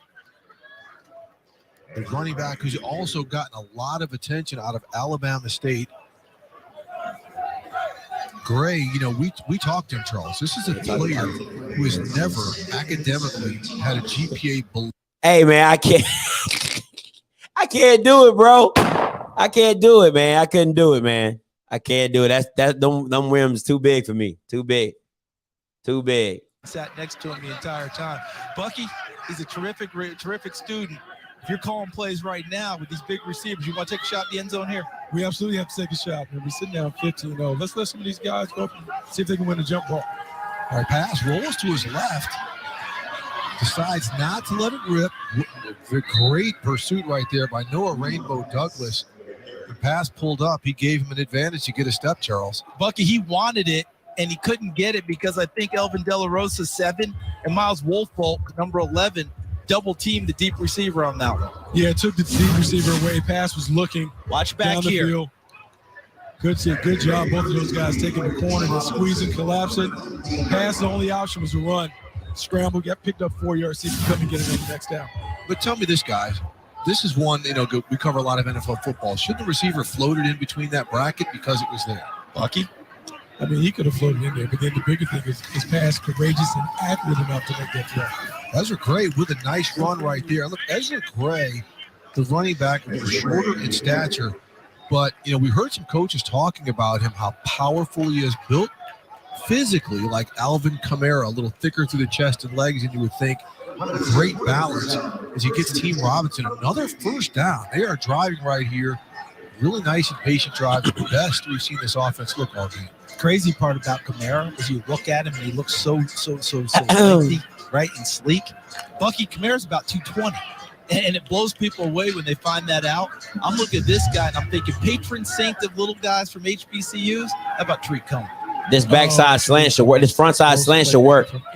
This front side slant should be there. Oh my God, D. Anderson ain't doing nothing right this game. Yeah, after we saw the incompletion, let's look at some of this footage of Ezra Gray, Charles. Yeah, then you mentioned him, Steve. He's a stout, compact guy, knows how to run between the tackles, also knows how to get into space. And what I'm eager to see is he continues his development. How many teams are going to take a good look at him as a pass receiver, slot back guy? And I think kick return ability too. Don't you think Bucky's the type of guy with his build? The more he can do, the more eyeballs on him, the better off for him. Yeah, his best path to the National Football League might be as a returner. Find a way to get onto a roster by being dynamic in the return game while he's learning how to play NFL running back. Okay, good stuff. Now we're seeing Team Robinson go with kind of a heavy look, strong to the left as they have a great drive, pass, drops back and throws it right, makes an attempt.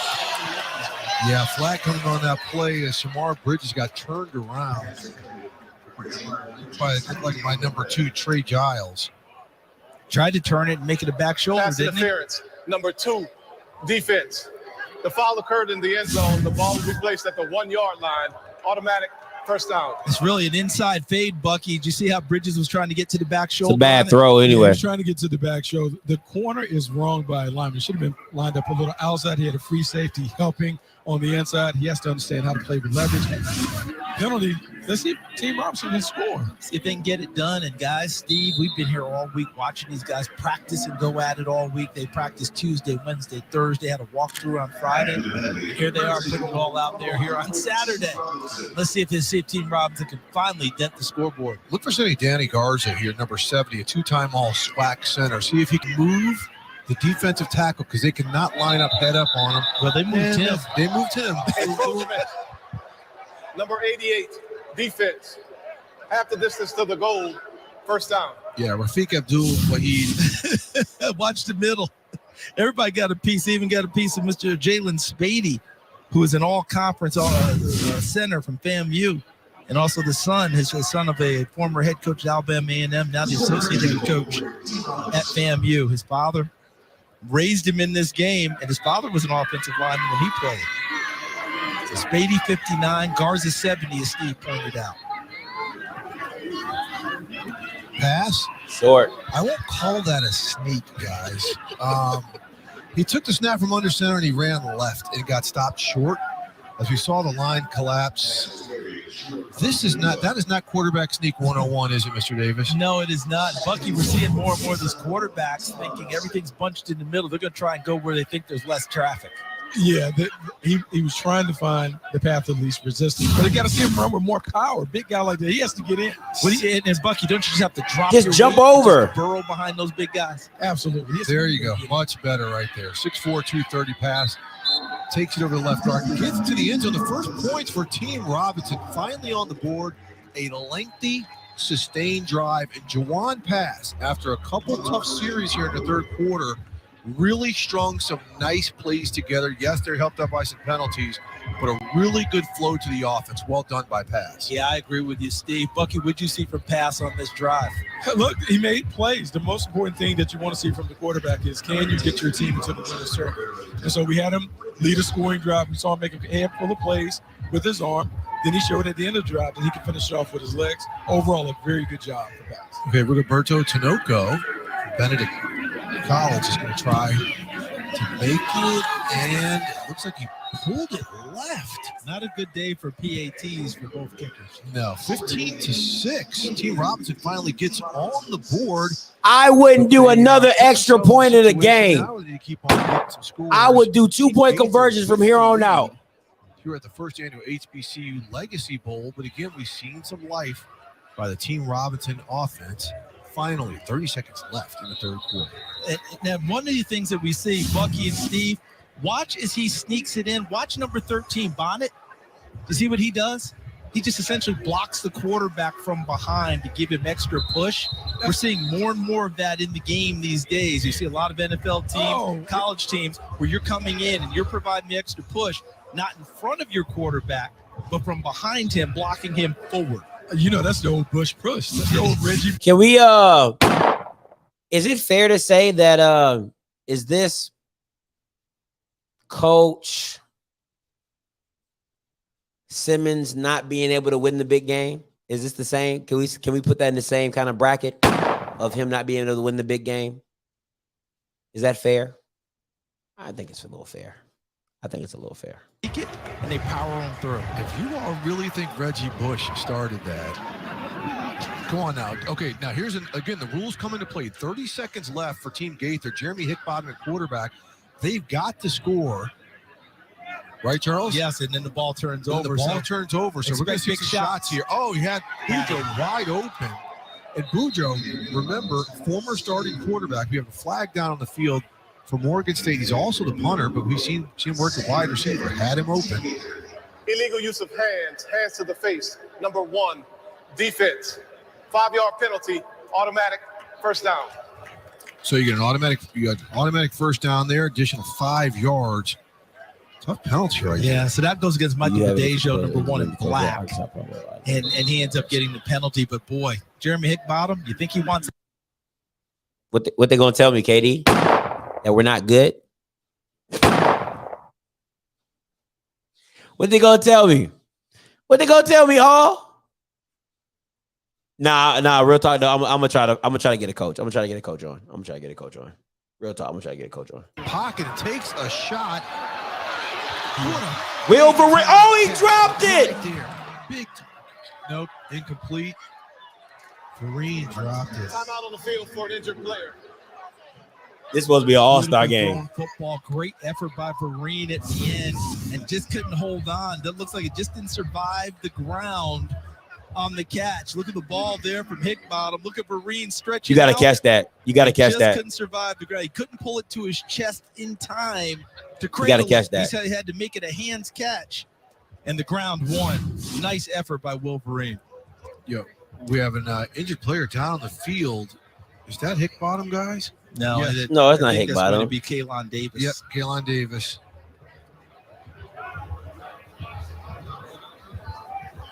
Hope the young man's going to be okay. Arkansas Pine Bluff, a Lion.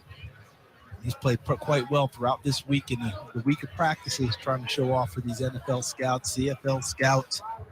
Heck, you're going to have the USFL coming back into play. Everyone looking for an opportunity. Okay, good. He is up and walking around. Very good sign right there. We'll see him at the family reunion this summer. That's a pretty big family reunion. Hey, David's family reunion. We're there.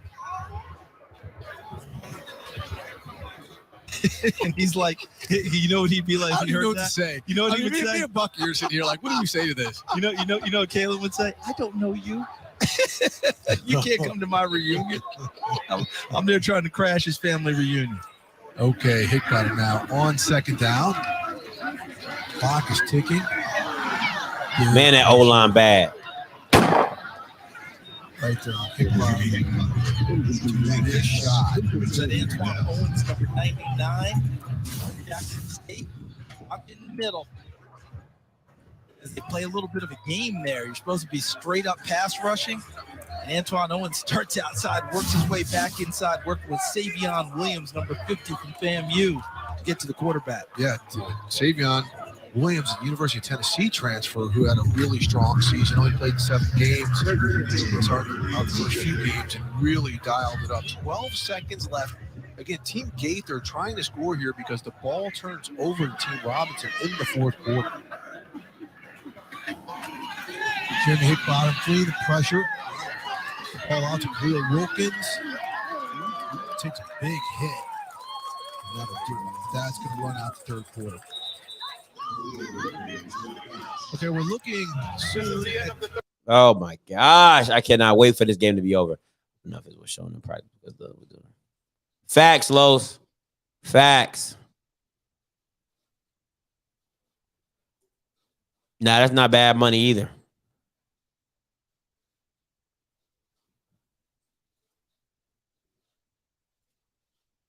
Corner of the HBCU Legacy Bowl after the break.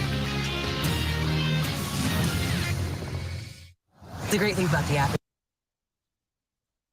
So back to my my van. All right. So once again, if anybody has any connections, you got a second cousin, a sister, a god brother, anything like that that deals with vans or customs or anything like that, please, once again, reach out to me in text messages, or you can email me at support@itsoffscript.com. Okay. Either one. I take all help. Donate to the United Negro Foundation. Okay. 1-800 donate to the United Negro Foundation. The United Negro Foundation can be found right here.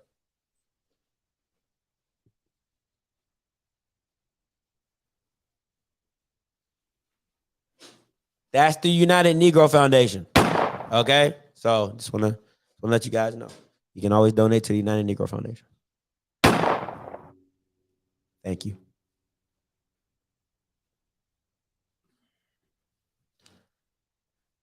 I have yet to see football something that's good. Play calling, formations of another defense, can't blitz, all the things that love about the normal game. I disagree. That NFL Network Bowl game, the NFLPA Bowl was really good. The NFLPA Bowl was really good. I can't fake. That was a really good game. So that was good. So I have to disagree with you on that. A lot of them aren't good, but that one was really good. I see maybe 1 or 2 practice squad players out there. Ignorance. You know how I do. I don't see the flying around you good. Do. Babe, what we doing for food? I'm hungry.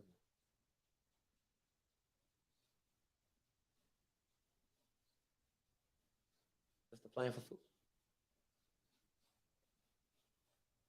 Oh, you still got food left? Dang.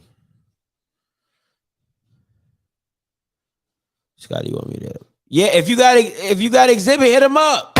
If he's still in the, if he can still get me at West Coast Customs, you know what I'm saying? You know what I'm saying? So yeah, it was, if you got the hookup, let me know. If you got the hookup, let me know.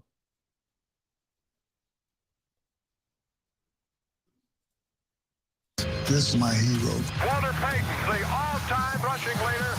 And change the game. We got to keep moving forward. Tough times doesn't last, but tough people will. Celebrate Black History all month long on NFL Network.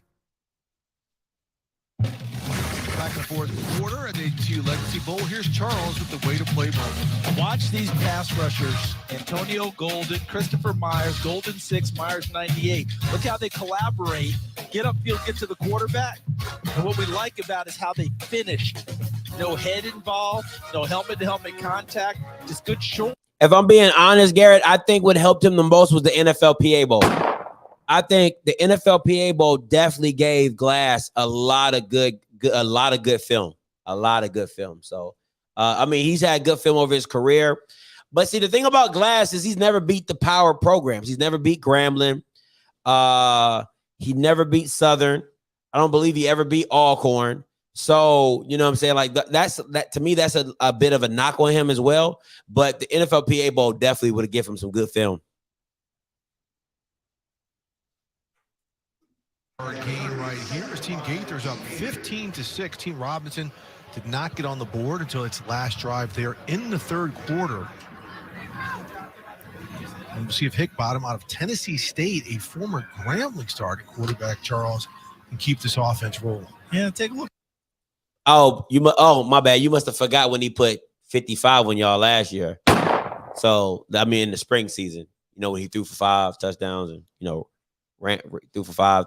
Or did he throw for 4 and ran for 1? Or threw for 5 and ran for 1? Yeah, so, give and take. He only can do what he can do. But they gave him enough time to get the pass off. And it looked like he hit Trey Gross right here. And guys, all week we've seen Gross be the deep threat. But here's a nice little short, just kind of catch and move the chains a little bit type of catch. Personal foul, number 50, defense. The 15-yard penalty will be added to the end of the run.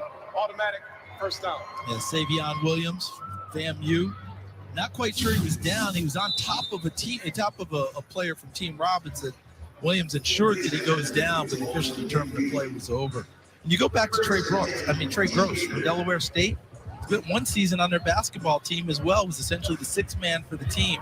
Excellent athletic ability. He's not going to startle you with his speed, but an excellent catch radius. If he can make those big contested catches downfield, he's got a shot. But Charles, in talking to the coaches, they said they didn't think he would startle us with his speed, but he's a lot faster than they thought. You saw Hbcu get the quick pass out to Watkins out of Chowan. Short gain, but Anderson came up to make the stop. Absolutely. I think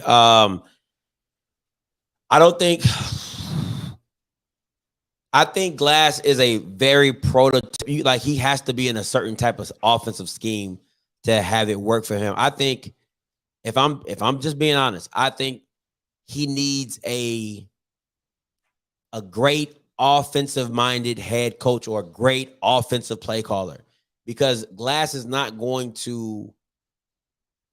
He is not an elevator of talent. He's a legit game manager. Like, he won't elevate anybody on the team. And this is all my opinion. So I wouldn't like to put him in a situation where he's the best. Like, if he's the best player on the team, your team ain't that good. I'm just be honest. If he's the best player on the team, yeah, he's just not that. It's just not going to be a good team. I think he needs to be a cog in a wheel. Like he won't, lose you a game. He won't lose you a game. He'll go out and win you a game because he's going to make all the right decisions, but he won't be a superstar. Like, and this is all my personal opinion. So I'm not saying that it can't happen. I'm not saying he can't grow. I'm not saying he can become a Dak Prescott. A Dak Prescott ain't bad. All right. He can be a Dak Prescott. You know what I'm saying? So because that everything I'm saying about Akil is exactly how I feel about Dak Prescott. I don't think he elevates talent. I don't think he's going to go out and win you a game. You know what I'm saying? He makes right decisions. He doesn't turn the ball over very often. That, to me, that's just a good quarterback. Like, he's a good quarterback. He's not great. I don't think Dak's ever going to be great. You know what I'm saying? So it just is that's just my personal opinion. So if Akil can become a Dak Prescott or become a Jimmy G to where, he's a game manager, I don't think that's a problem. I mean, he can have a solid career for that. You know what I'm saying? But I think he's going to have to go into a right situation where they definitely have to have an offensive line. They definitely have to have an offensive line. If they ain't got no offensive line, it ain't no point to even drafting that boy because he ain't going to do nothing for you. He ain't going to do nothing for you if you ain't got no O-line. So I just think it takes too much for Glass to be good than for me to use a draft pick on him. Like, this is my it just takes too much for him to be good. Not great. Just like, it's so many things that have to go right. You got to have a good offensive play caller. I feel like you have to have a good offensive line. You have to have decent weapons. You know what I'm saying? It's just Jesus. Just stuff like that. That's just my personal opinion. The way the official came in and put his foot down and held his arm up, I think he's causing. I think college-wise, he's a B+ quarterback. I think NFL, grade him on the NFL scale, I give him a C-. A C-. I'll give him like a C-, a C+. Yeah. The biggest knock on Akil is his lack of mobility. His lack of mobility kills him because of the simple fact of the mobility is so huge in the NFL now because the game has gotten so much into space that you need to be able to buy time in the pocket. You got to be able to do that. And he's just not that guy. He's just not. So if he had Felix Harper feet, or if he had Skylar Perry feet, Felix Harper feet, if he had Shador feet, he would be a B+, A- quarterback in the NFL. He would definitely be a B+, definitely be a B+ guy, just because of the simple fact of his feet. So if he had Shador feet, Felix Harper feet, Skylar Perry feet, anybody feet that wasn't stuck in mud, he would be a B+ quarterback for me easily, and easily be a 5th or 6th round pick. Easily. Like, I would definitely take a shot on Akil at a 5th or 6th round pick easily. So that's just my personal. Huh? Where you going? I was asking. I thought you had an idea. Oh, I can wait till I'm off. It's almost over. Ponder.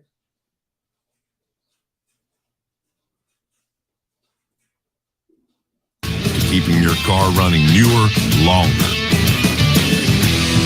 Firestone Complete Auto Care, helping our neighbors since 1926. She loves me not. She loves me not. She loves me. Are you talking about the kid from Liberty? You talking about hold on, quiz. Are you talking about the kid from Liberty? Like, Akil is better than the kid from Liberty, Malik Willis? You're bugging. You're bugging. You're bugging. That boy Malik Willis is raw. He is so raw. Yeah, I'm taking Willis over Glass any day of the week. Any day of the week. Oh, yeah. Oh, nah. Oh, no. That boy from Liberty cold. Malik Willis is cold, bro. You bugging.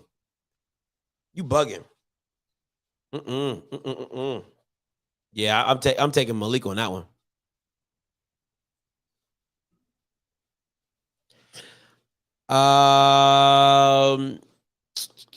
Do you think current young kid surpass him? I don't think anybody is going to be. This is what I'll say. I think the best player to have that opportunity is going to be Shedeur, and it's not because of his talent. It's because of what the front office is willing to do to make sure he's upright. And I believe that it won't, like, for me, it's not based, because if I believe this, if you put Andrew Body on Laxton State, they're 5 times better. They're 5 times better. You know what I'm saying? So just because of his ability to affect the game in 2 different ways. But I don't think it's because of Shedeur's talent that he's going to surpass Akil. One, I think it's because he's starting as a freshman, so he has 4 years to do a lot of his damage. And then at the same time is that the front office is willing to put whatever behind him to make him successful. So I still think, so yeah. So Shedeur has the best opportunity to do that, because I don't think no other player on here, maybe Julian, but he won't be starting as a freshman. You know what I'm saying? So I don't think he's going to start as a freshman. That's just my personal opinion. So I don't think he's going to have the time to catch up statistically wise when it comes to a Quill Glass. But I think it'll be Shedeur, then Andrew, because of his short. I think he's just going to put up short numbers because of his dynamic ability of being able to run and pass. You know what I'm saying? It's not too many quarterbacks in the SWAC that can give you 150 on the ground and then give you 250, 300 yards in the air. So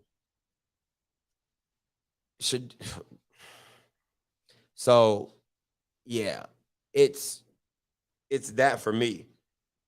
You guys can talk all you want. Think about this. Andrew Body, with less games, with a worse team, was putting up better numbers than a Shedeur Sanders. Like, I want to be very, like listen to what I'm saying. Listen very closely to what I'm saying. On a worse team with less starts, you're telling me Andrew Body can't do, if you put oh my God.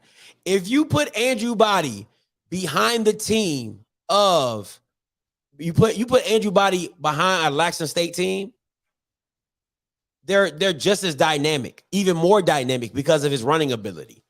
You take Shedeur Sanders and you put him on Texas Southern, I don't think they win as many games. You know what I'm saying? That's just my personal opinion. So it's how much you're a multiplier of talent. I don't believe at this point right now Shedeur is a multiplier of talent. I believe Andrew Body is such a great talent that he has to learn how to get his teammates involved. But I believe he's a great talent. I believe he's a great, he's just an individually great player. You know what I'm saying? So that's just my thing.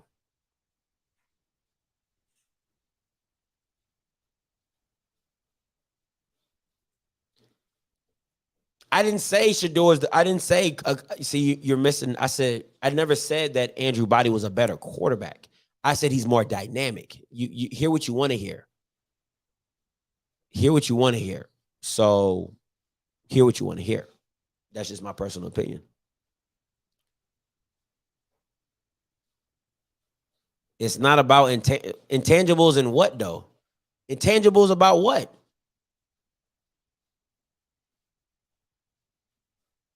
You still got to have talent. Intangibles only take you so far. You still got to have talent. So if you didn't have talent, you just had intangibles, you win games. Intangibles does not make you win games. So miss me with that. You still need talent. So I don't know who you're referring to with intangibles, but you got to be talented, and the players around you got to be talented. So miss me with that.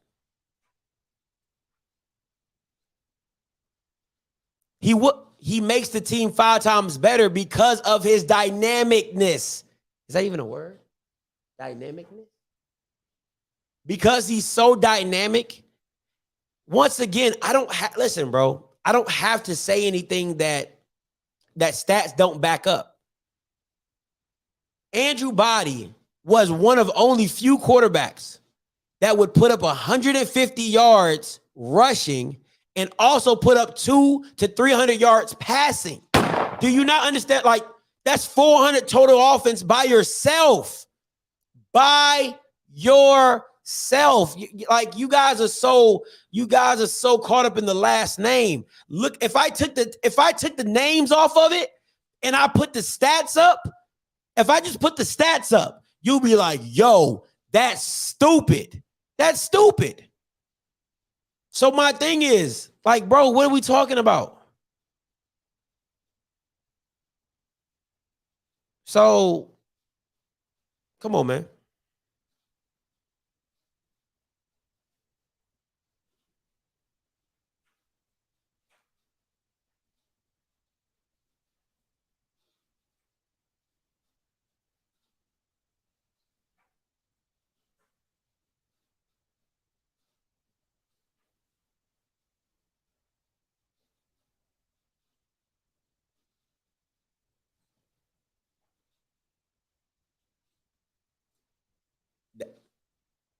That's it. Hey, Laquan, you know what they're gonna call you a? Hey. They gonna say you hating. They gonna say you hating, but that's the truth. That's the truth.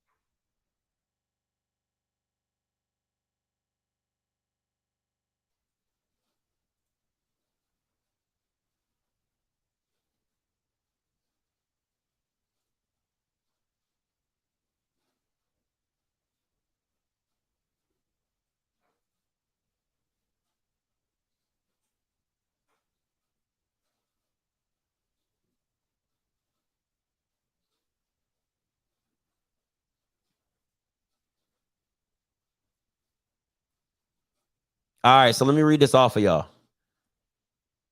And this is the games that, and this is just SWAC games, not his. So against Alabama State, he threw for 163. Against Alabama A&M, he threw for 299. Against Laxton State, he threw for 79 yards. Against UAPB, he threw for 271. And against Alcorn, he threw for 308. Now, those same games, right?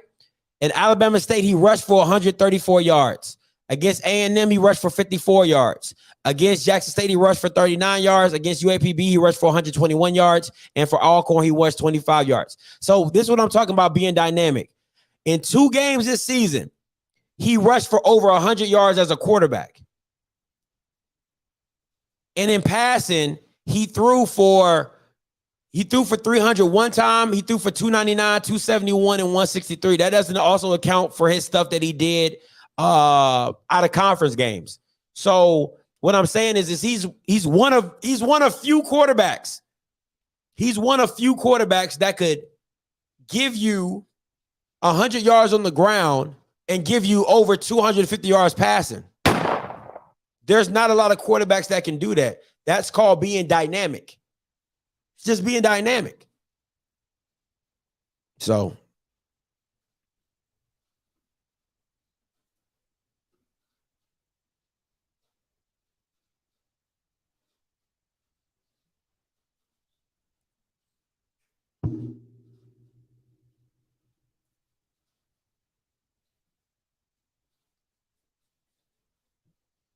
like I said, it is what it is. You guys can take it how you want to, but there's a lot of things that is in one guy's favor that's not in the other guy's favor. But I still think Andrew Body's more dynamic than said quarterback.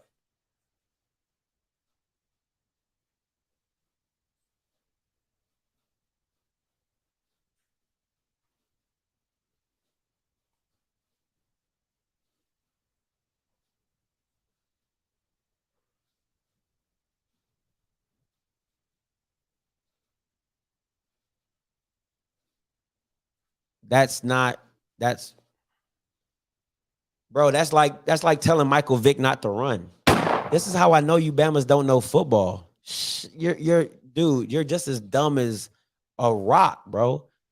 That's like you taking the running yards away from Lamar Jackson. What sense does that make, bro?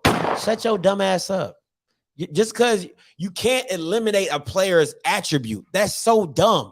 Oh, he runs, so he's just a running quarterback. Bro, that's not life. That's not how football works. That's what makes you more dynamic. If Lamar Jackson couldn't run, would Lamar still be Lamar?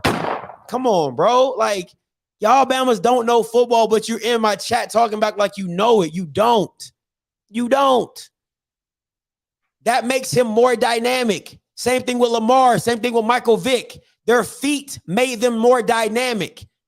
Patrick Mahomes, he has a great arm. He's a great thrower.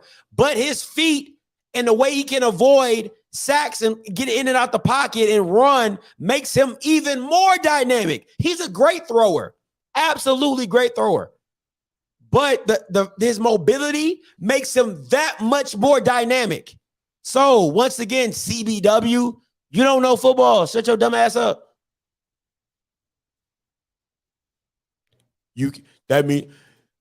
Come on, bro. That doesn't make any sense, bro. That doesn't make any sense. I'm gonna take. Come on, man. That don't make no sense whatsoever. Oh yeah, just take them. Just take them. You know what I'm saying? Over. Just take away his running ability. What? Okay. See, once again, you guys talk like you know football, but you don't. Tom Brady is a multiplier. Tom Brady is a multiplier. That's what makes Tom Brady great. You can put him on any team. He's going to be a multiplier. Once again, Shedeur is not a multiplier of talent. That's not his skill set. At this point, since you guys want to talk about right now, I can't speak on to what he'll be in as a senior. As of right now, he is not a multiplier of talent. He's not that. So I have to take him as he is, not what you think he will be. So comparing Tom Brady to Lamar Jackson is not a multiplier of talent. Tom Brady is. So once again, you don't know what you're talking about. Shut your dumb ass up. So you guys are trying to make points that you can't prove. You're trying to make points that don't make sense. You're trying to make a point for yourself, and you don't even know what you're saying. Because I can give you a legit football reason of why I'll take Tom Brady. Even though Tom Brady's not the most mobile guy, he's a multiplier of talent. He doesn't need much to get a lot out of a player. He doesn't need much to take his team over the top because he's that good. So, come on, bro. Shut up.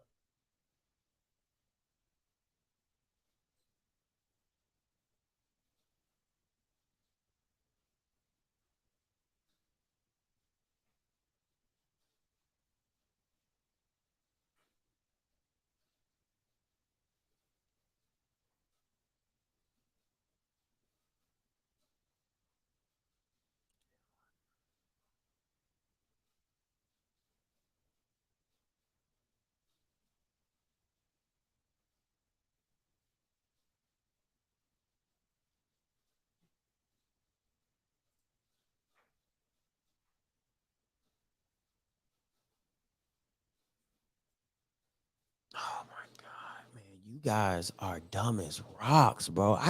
I really can't believe some of the people that watch football and think they know what they're talking about. I never said Tom Brady was dynamicness. That's not a strength of his. So why would you even put 1 and 2 in the same? You don't have to be dynamic quarterback to be great. I'm just telling you what makes you dynamic, right? You don't have to be dynamic to be great. Peyton Manning wasn't dynamic. Drew Brees wasn't dynamic. They're still great quarterbacks. So you don't have to be dynamic to be great. I'm just telling you what makes him more dynamic is the ability that he can go get you 100 yards on the he can get you 100 yards rushing, and he can throw over 250, 300 yards passing. And I've even said, if Andrew Body gets his accuracy down, it's a wrap. It's a wrap. It's a wrap for the SWAC. And that's just my personal opinion.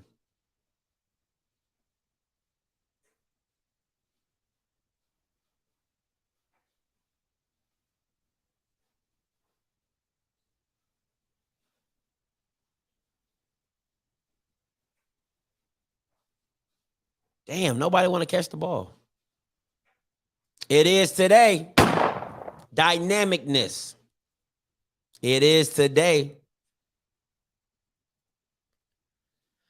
That freshman show did come up in that game. Oh yeah, but you gonna blame the offensive line, right? That you gonna blame the offensive line? Oh, okay. I mean, because y'all can move the goalposts. You just blame the offensive line. So I mean, you know, it wasn't on Shador. He didn't throw 2 picks and fumble the ball. You know what I'm saying? That wasn't on him. So, you know. Yee! Good tackle.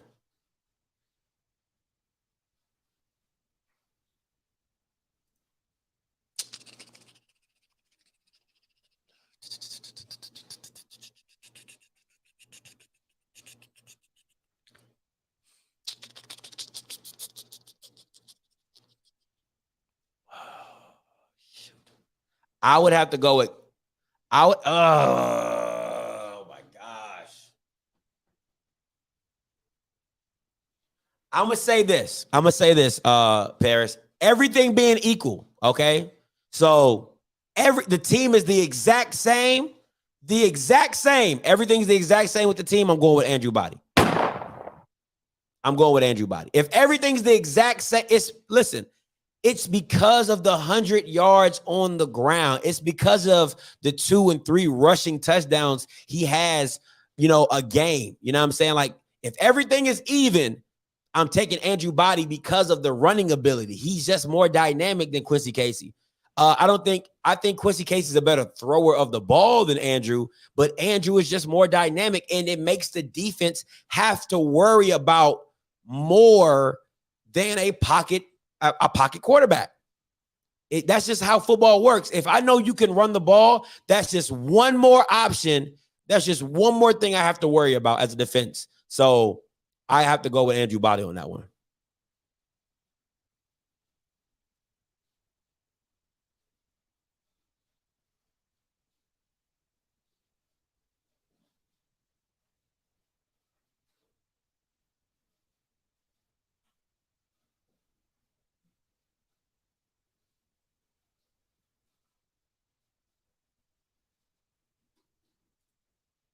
He does not mind taking the check down and moving the sticks. That was one of the few times he pressed it this game. Yeah, he certainly has managerial ability, meaning he will take the check down. But what I really like about him, been most impressed, is his ability to extend plays and utilize his athleticism. Coming into the game, we talked about a guy having over 1,400 rushing yards throughout his career. His legs have certainly been a nice asset to his game today. And we see Jermaine Martin back in the game. He walked off 2 plays ago. But he is good to go, so they're back to their normal offensive personnel. Well, dropping back, taking a shot. Damn, nobody can catch. Get it, the Del State wide receiver who's had a huge week of practices down there. That one's just a little too high by Wick. Bucky, you were drafted as a receiver. What's one of the tough things about that as you go up and understand you're close to the sideline? What's the thought process for a receiver? Well, I mean, I think what you're trying to do is you're trying to make sure that you're able to keep your feet in bounds while trying to keep your hand-eye concentration on the football. And so it's one of those things where you do it a million times in practice. You have a natural feel for where the sideline is, but you have to be able to concentrate and look the ball into your hands. Tough catch there. Guys, I'm wondering if they don't convert, they go for it on 4th down right here. Here's your guy, McLean, that you've been talking about all game, Steve, number 5. Have procedure here. This could reset. False start. Number 78. Offense. 5-yard penalty. 3rd down. Yeah, now if they don't convert, that could reset, possibly going forward on 4th down. And big Zachary Wilcox out of Virginia State, big offensive tackle. Guys, I'd go for it on 4th down the way their defense has been playing against T. Robinson. Now, Look at the time on the clock. It's 3:05. Yeah. I'm going for it in an all-star game anyway, but that's just me. Maybe we want to give the kicker an opportunity to kick a boom along. Listen, unfortunately, I've seen 3 missed extra points today. You had your shot, guys. All right, Witt takes a low snap, checks it down like you guys said, hits his tight end. I'm sorry, that's Wolverine coming across the middle out of South Carolina State. A nice pickup to move the sticks. Maybe 4th and short. Yep, they're going for it. Watch Vereen 9 going across field. A good job, I thought, by Witt, as Steve described, looking downfield and taking that crossing route to Wolverine. We had a really nice year for South Carolina State. Head coach Buddy Pugh was here to coordinate the defense for the team Gaither. Buddy, that was a drag route. Could he have pushed that? What is Shador's level? That I'll explain that to me. What is Shador's level? What level are you talking about? I think that's the question. What is his level? Because everybody's talking like, what's that level?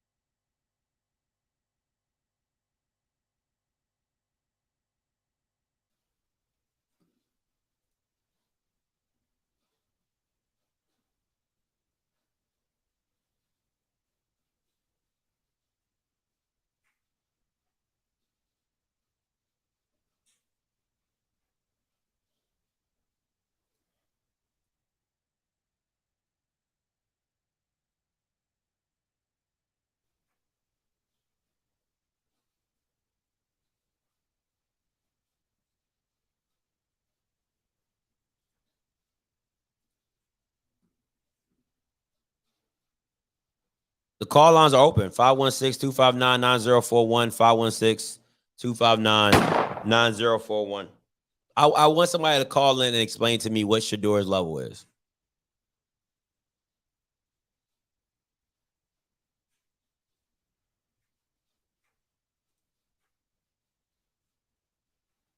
What level is that, though? That's what you said. What level is that?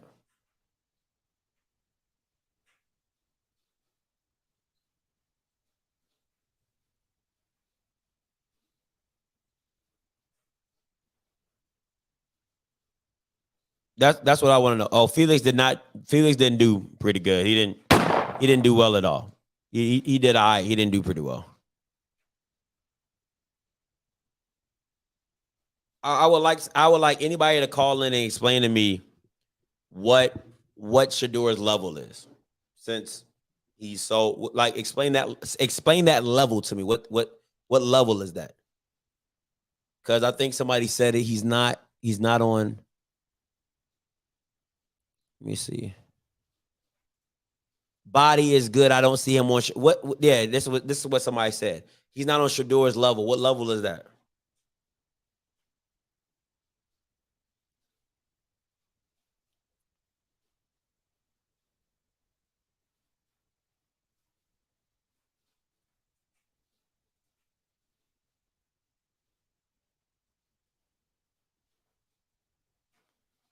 Name another quarterback in FCS that started as a freshman.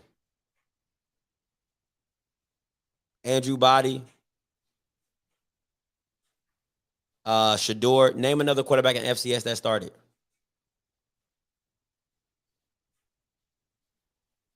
There's two starting quarterbacks right there. And the best freshman award can be given to any player. So that's a freshman. So it could be given to a running back. It could have been given to a receiver. My thing is name another player, another quarterback that started in the FCS. That's one. Two, name another player that the team was built around, that was built around a freshman quarterback.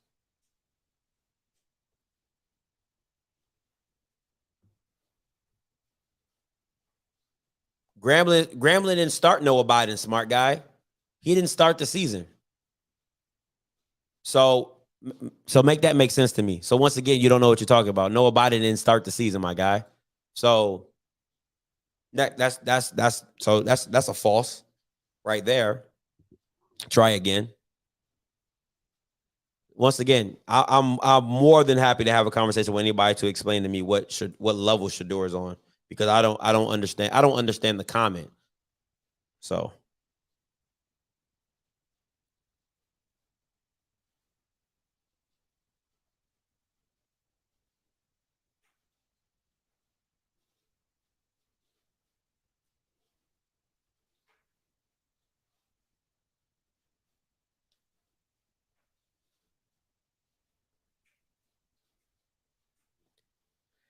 he's the best quarterback since. So now you're comparing the freshmen to two guys who came from.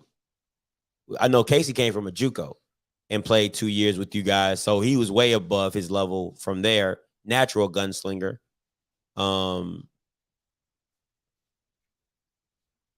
And then you're comparing. I don't even know who Jimmy Oliver is, but they're not that. You can't compare the two.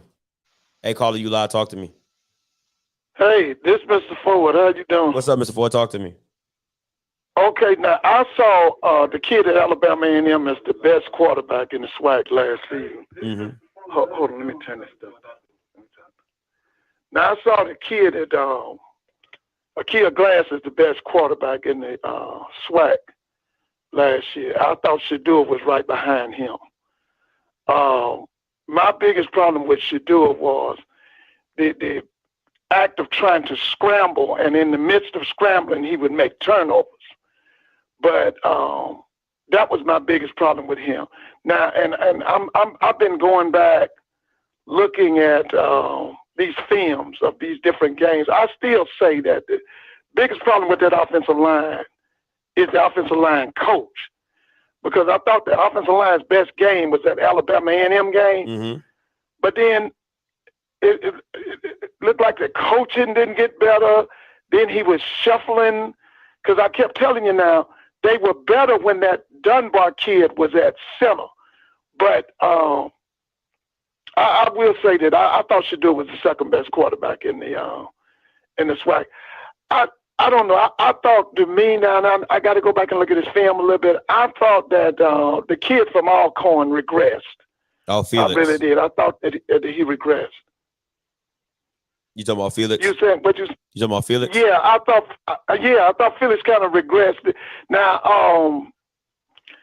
I don't know. To me, I think it's going to be an explosion down there at Alcorn. You know, I've been listening to you report about what's going on down there with the president and this situation with coaches leaving. You know what? That's why I think the Valley going to get them this year. I think Valley will get Alcorn, because Alcorn is about to implode down there. They got a lot of problems. But, I thought that he was the second best. I thought he was the second best quarterback. Now, to me, nobody could touch that kid at Alabama A&M. To me, that kid, I think he can play in the NFL. If not the NFL, I think he can play in Canada. Somebody was on here in your chat saying something about, they said they were comparing pocket quarterbacking versus dual quarterback. Pocket quarterbacking is about to go the way of the dinosaur. You got people like Aaron Donald. That Aaron Donald cannot be blocked. If you are not a dual threat, he's gonna shut you down every time. Mm-hmm. You gotta have a dual threat guy.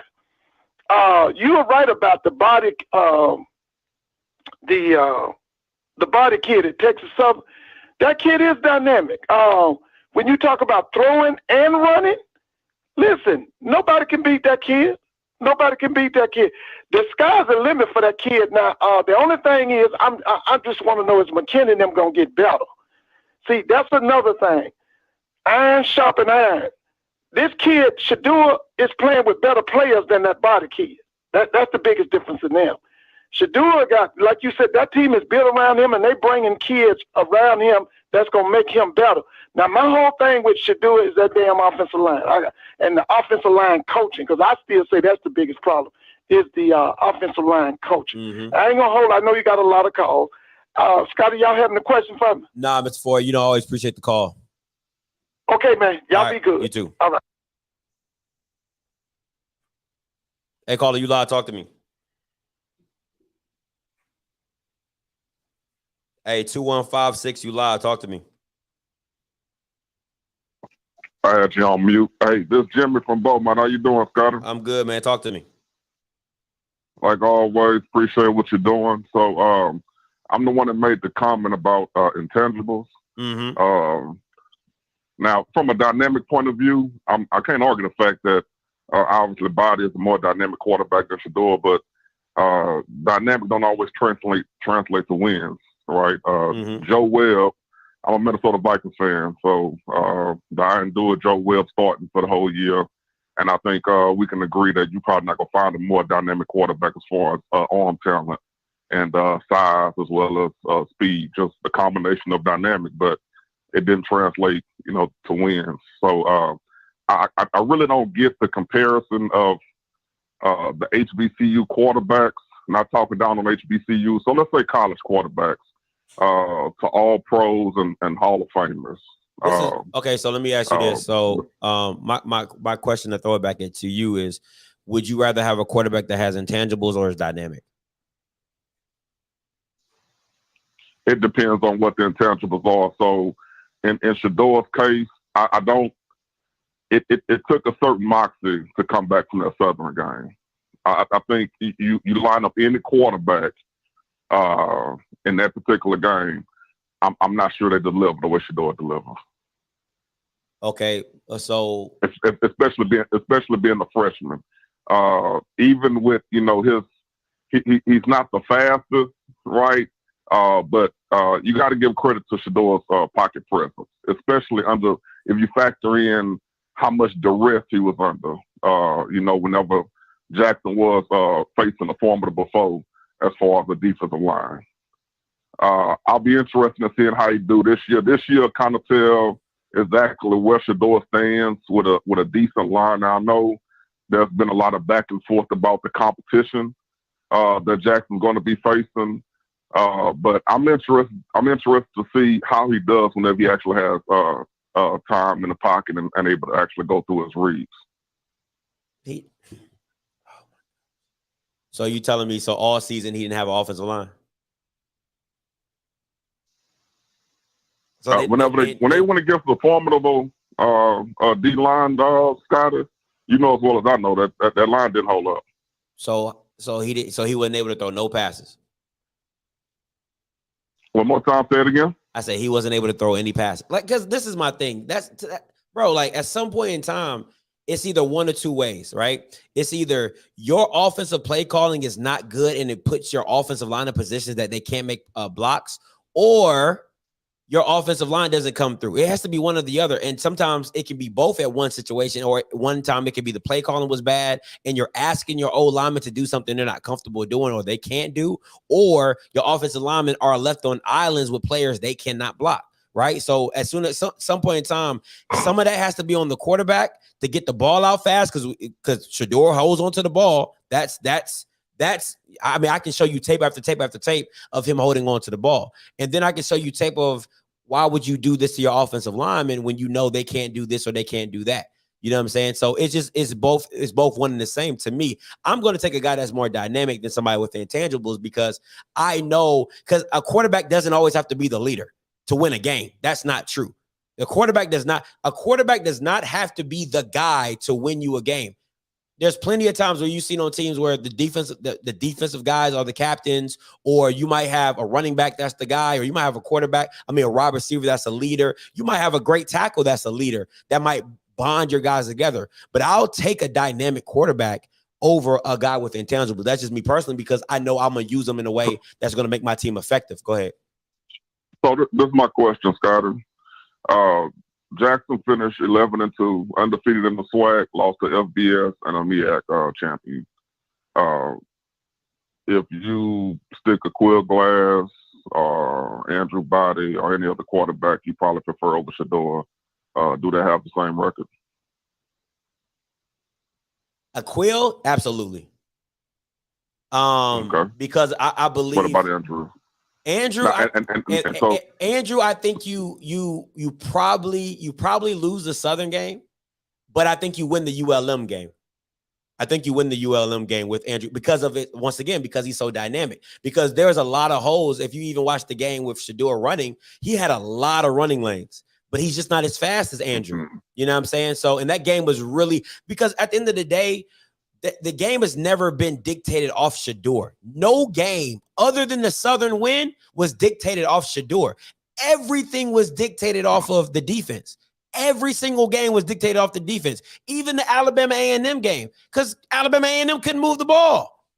They couldn't do anything. They could not do anything. So no game has been predicated off of Shador actually having to go off to win the game. Yeah, Scotty, them 50-something points didn't get on there by itself, man. But it wasn't. But don't get me wrong. But no. I understand what you're saying. You can't. Jackson State defense. You can't. But, man, you can't understand what I'm saying if you're telling me, because if you think about it, that's the only game that Jackson State was able to run the ball.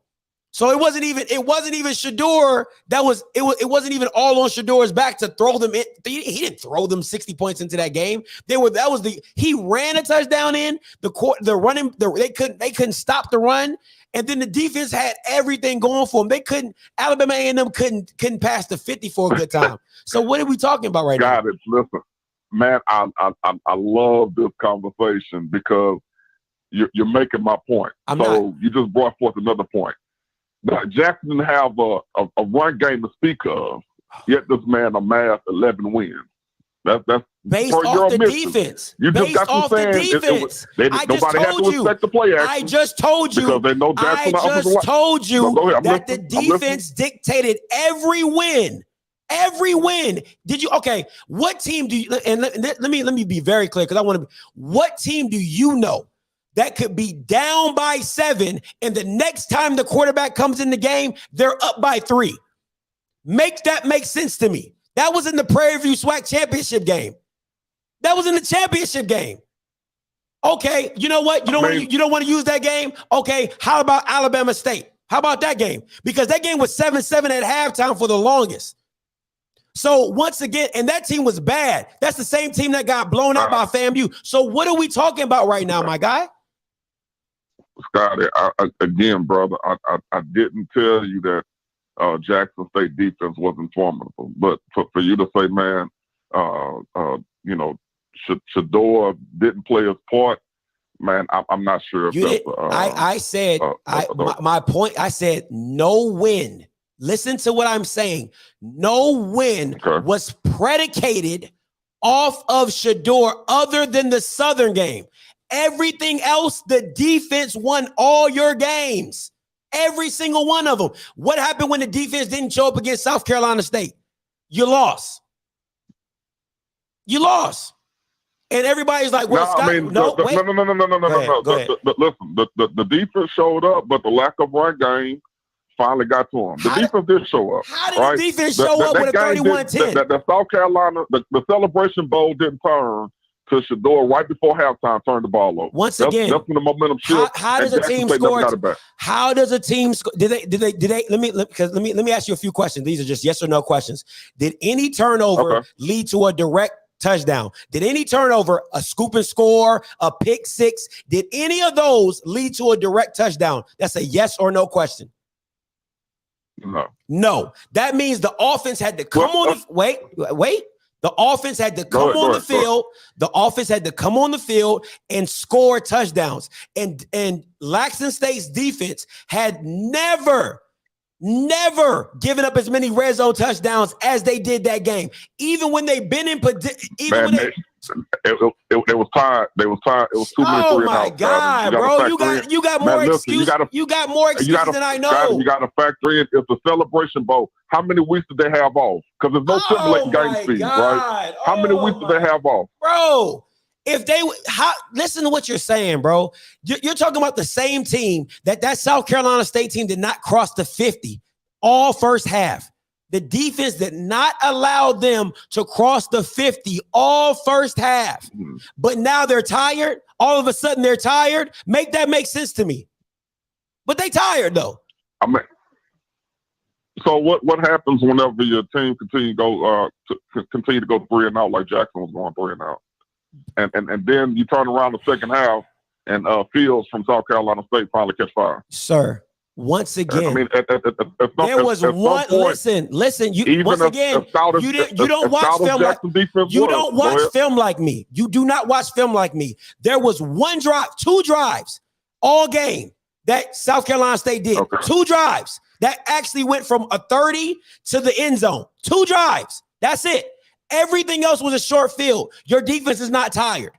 Your defense is not tired on a short field where all they have to do is get a stop and it's a field goal. They're not tired. A tired defense happens when teams consistently have plays on you. 10-play drives, 11-play drives, 13-play drives. And then your team does a 3-and-out, and then the defense has to come back on. Sir, I do this. You don't. Let me explain. That's when your defense get tired. Your defense does not get tired when you have a short field and they come on, you score in 3 plays, your offense comes back on, short field again, 3 plays. You don't have a tired defense, sir. That's not how this game works. What was the possession? What was the time of possession, Jackson, of South Carolina, sir? Let me go check that out.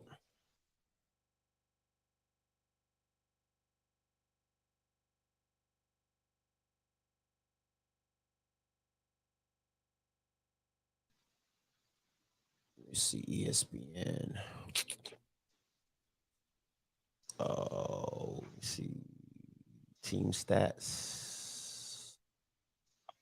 Hey, 28. For some reason, man, I'm out of your zone, so they actually charged me for this call. 28. But man, good dialogue. Man, keep up the good work, brother. And I'll be. I actually want to become a member, so I'm not big on technology, but when my wife get back, I'm gonna kind of show me how to do Hey, this. no problem, man. Appreciate the call, though. Appreciate the call. All right, buddy. All right, man. Appreciate it. All right, so let me answer this question since he got off. The time of possession was 28 minutes. Jackson State, 31 minutes. South Carolina State. That's not a tired defense. That's not a tired. You know what a tired defense look like? Time of possession might be 40 minutes to 20 minutes. That's a tired defense. That's a tired defense. No, they weren't.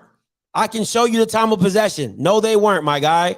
You just out here talking because you don't know what you're talking about as usual. All right.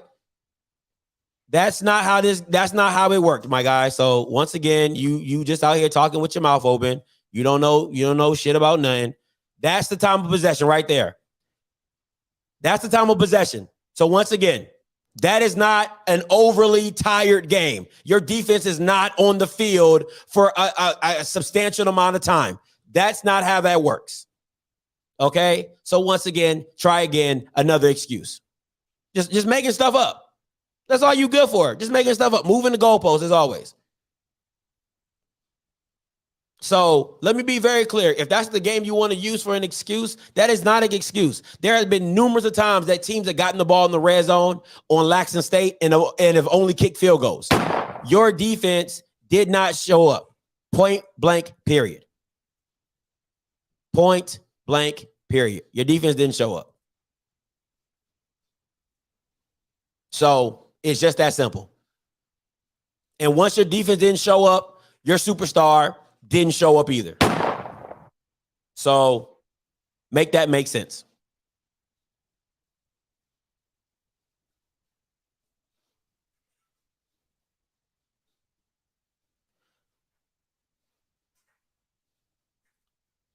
I need to make a shirt like that.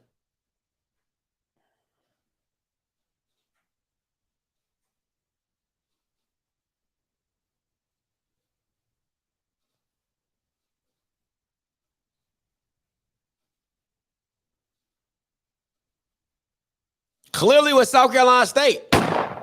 Clearly. They dominated the second half.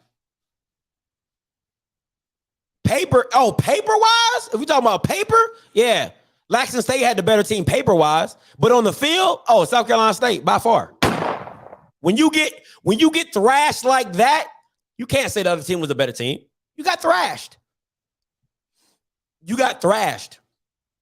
So, yeah, that's a straight butt whooping. Now, if it was 31-28 and they got, they got a last minute drive and they kicked the field goal, you probably were the better team and, they caught you on a bad day. This is a butt whooping.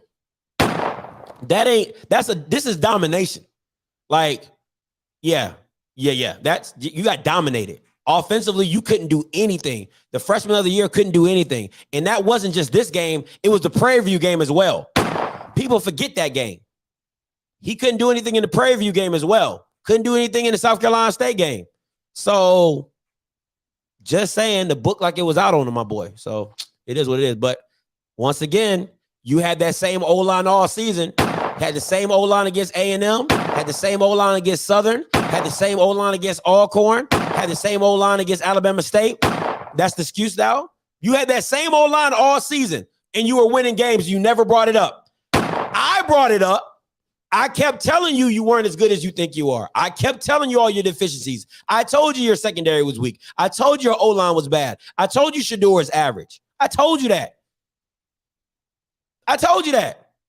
So make that make sense to me. So when you're winning, nobody cared about the O-line being bad. But then when you lose, then that's when all the excuses come out. All right.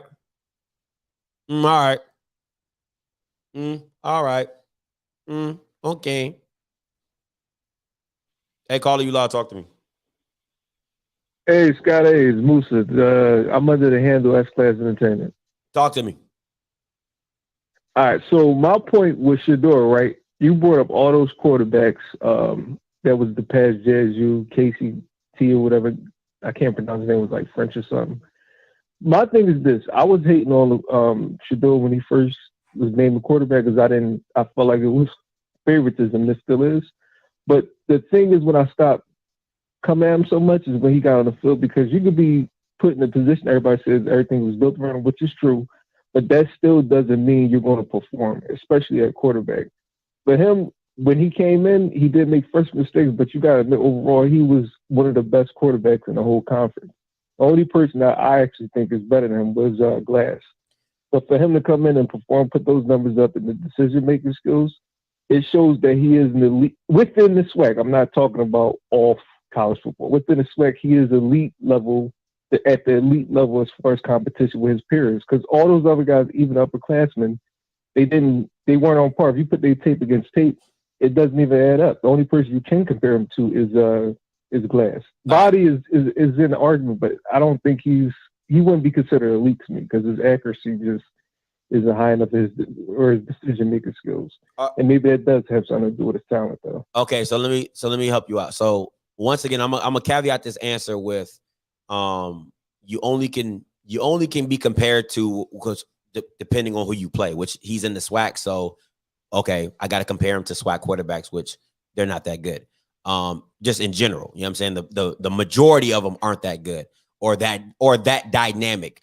So I'll give you that. Pocket presence with Shedeur, A1. I'll never take that away from him. His poise, his pocket presence is A1. My issue is Shedeur is never under fire to do anything special. Why? Because he knew when you go into a game as a quarterback and all I got to do is put up 20 points.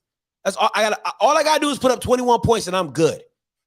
There's a freedom that you can play with. One is a freedom that you can play with because even if you play bad, who gonna replace you? You're not gonna get taken out. So even if I play bad, I'm not gonna get taken out. I have a freedom to control because my dad is the head coach. And I'm not taking any way. He still has to perform on the field. You're absolutely right. He has to make the throws. He has to make the things. But what I'm saying is when you're going into a game where all I got the best defense in the SWAC. Why you think they never cared about going on 4th downs and, not kicking field goals and all those situations? Because they knew you couldn't score on that defense. There's a confidence level that team had in general that they knew nobody was going to score on them. So literally all Shedeur had to do was put up 21 points. You give us 21 points, we win the game. It's just that simple. So to me, he just doesn't have to do as much as an Akil Glass. He doesn't have to do as much as an Andrew Body. Those guys, I gotta go out and get it. If I don't go out and get it, we don't win. If Akil doesn't put up 40 points or 35 points a game, they don't win. If Andrew Body doesn't put up 30 to 35 points a game, they don't win. You know what I'm saying? So once again, I'm not saying that Shedeur isn't talented. I'm not saying he's not a good quarterback. Right? He's very serviceable for what he does, but he never had the pressure of, I'm lying.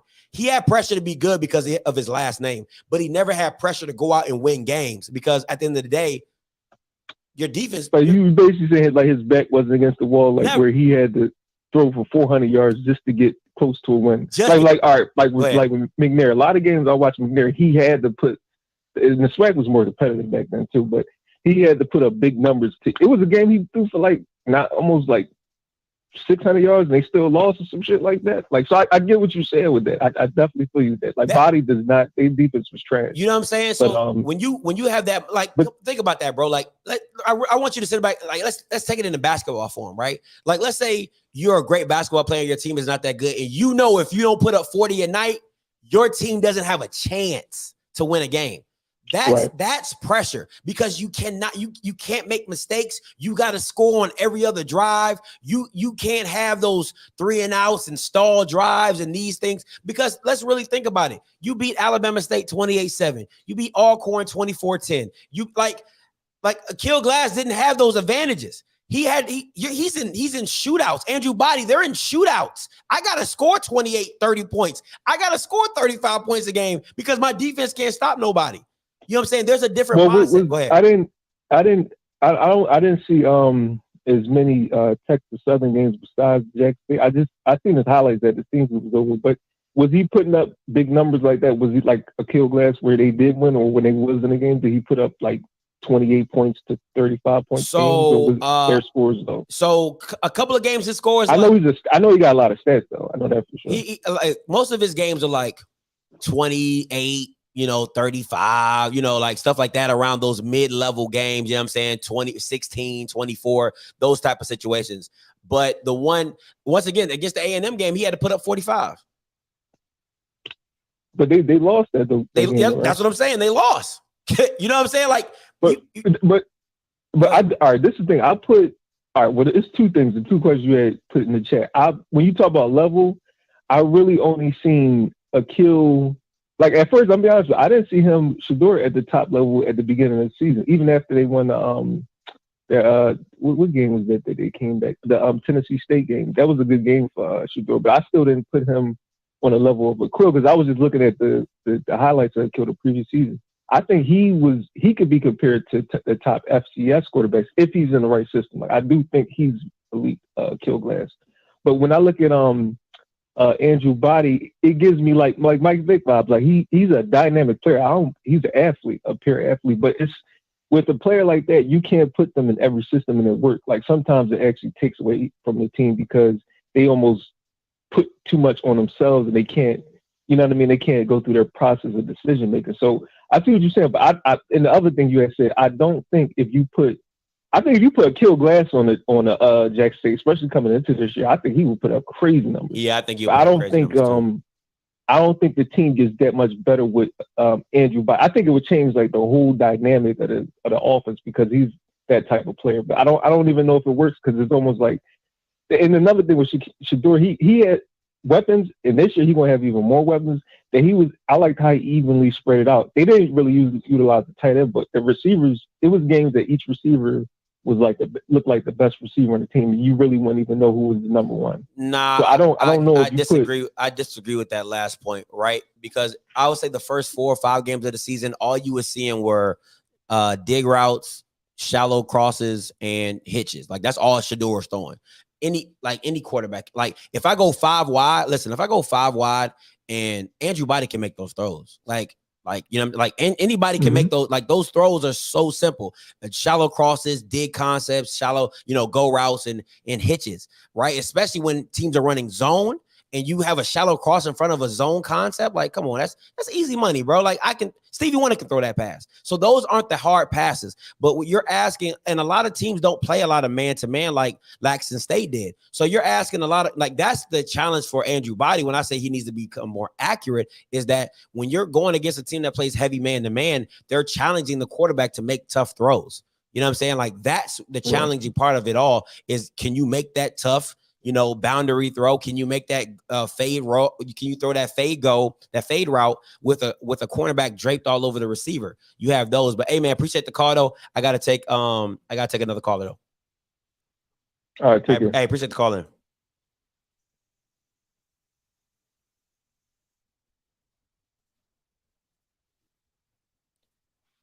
Hey, caller, you live. Talk to me. Oh, hey, how you doing?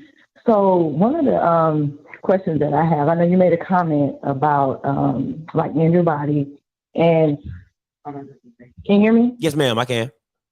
Okay, you made a comment about Andrew Body. You said if he had the accuracy is all he needs to improve on for him to be great.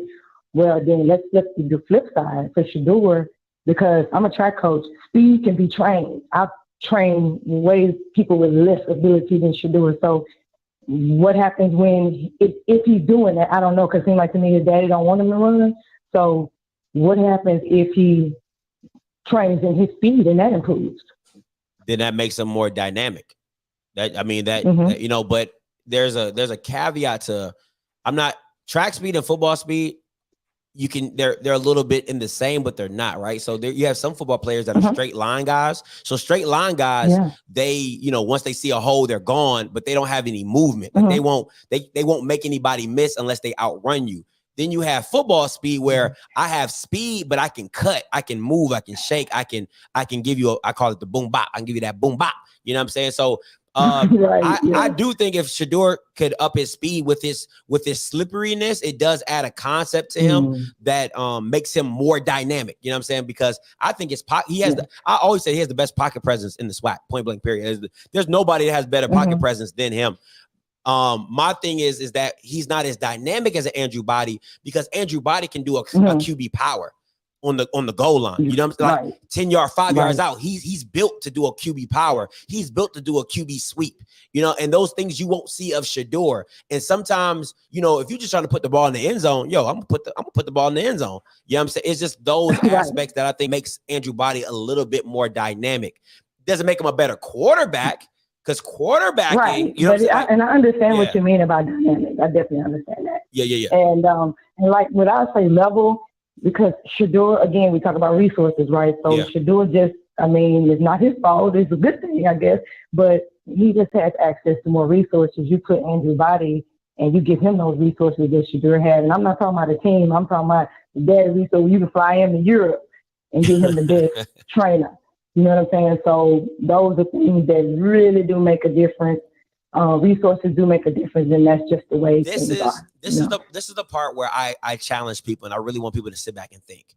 If you took, let's say you took Valley, right? Let's say you took Valley, right? And you took Coach Dancy, he's the coach, and you drop Andrew in that. You drop Andrew on that team, and you drop Shedeur on that team. Which one is more effective in that program? And for me, I'm always going to go with the more dynamic quarterback, because if something's not going well, you can do something else. Right. And I agree, because it seems like, to me, Andrew Body is a more gritty player. And it seems like he would bring the grit, that's he in the dirt more. Shedeur, sometimes I think he can overthink. It looks like he can overthink. Sometimes, how people used to say you can be too smart for your own good. That's fair. So I think, you know what I'm saying? And like you said, both of them young, and he's still learning. It seems like to me he kind of has anxiety. I don't know if anybody caught that, but he has anxiety to me. I don't know the performance anxiety Shedeur does.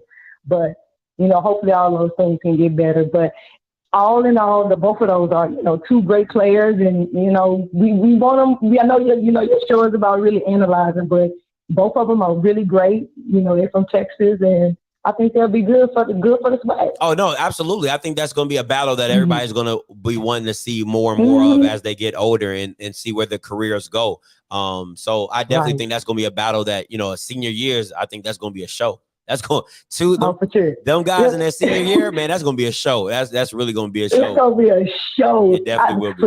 Forget swag. I'm talking about Texas and Texas. Facts. Corpus Christi versus Dallas. Facts. You know what I'm saying? They're going to like stand up. But no, thank you. I enjoy the content. Hey, no problem. Thank you, Ms. Devin. Appreciate it. All right. Bye-bye. Bye-bye. All right, guys. I'm about to get up out of here. We've been on this thing for about 3 hours. Hey, so and I'm gonna have to get me some food because I'm pretty starving. But guys, appreciate you guys for joining the watch party. Appreciate you guys for anybody calling in comments. Remember, if anybody got any donations for that off-script mystery van, that Shaggy mobile, that Petty mobile, you can either text this number right here on the top to get in contact with me, or you can always email me at support@itsoffscript.com. That is support@itsoffscript.com. All right. Also, I will be doing an HBCU draft show coming up soon, probably sometime next weekend. And so you guys be tuned in for that.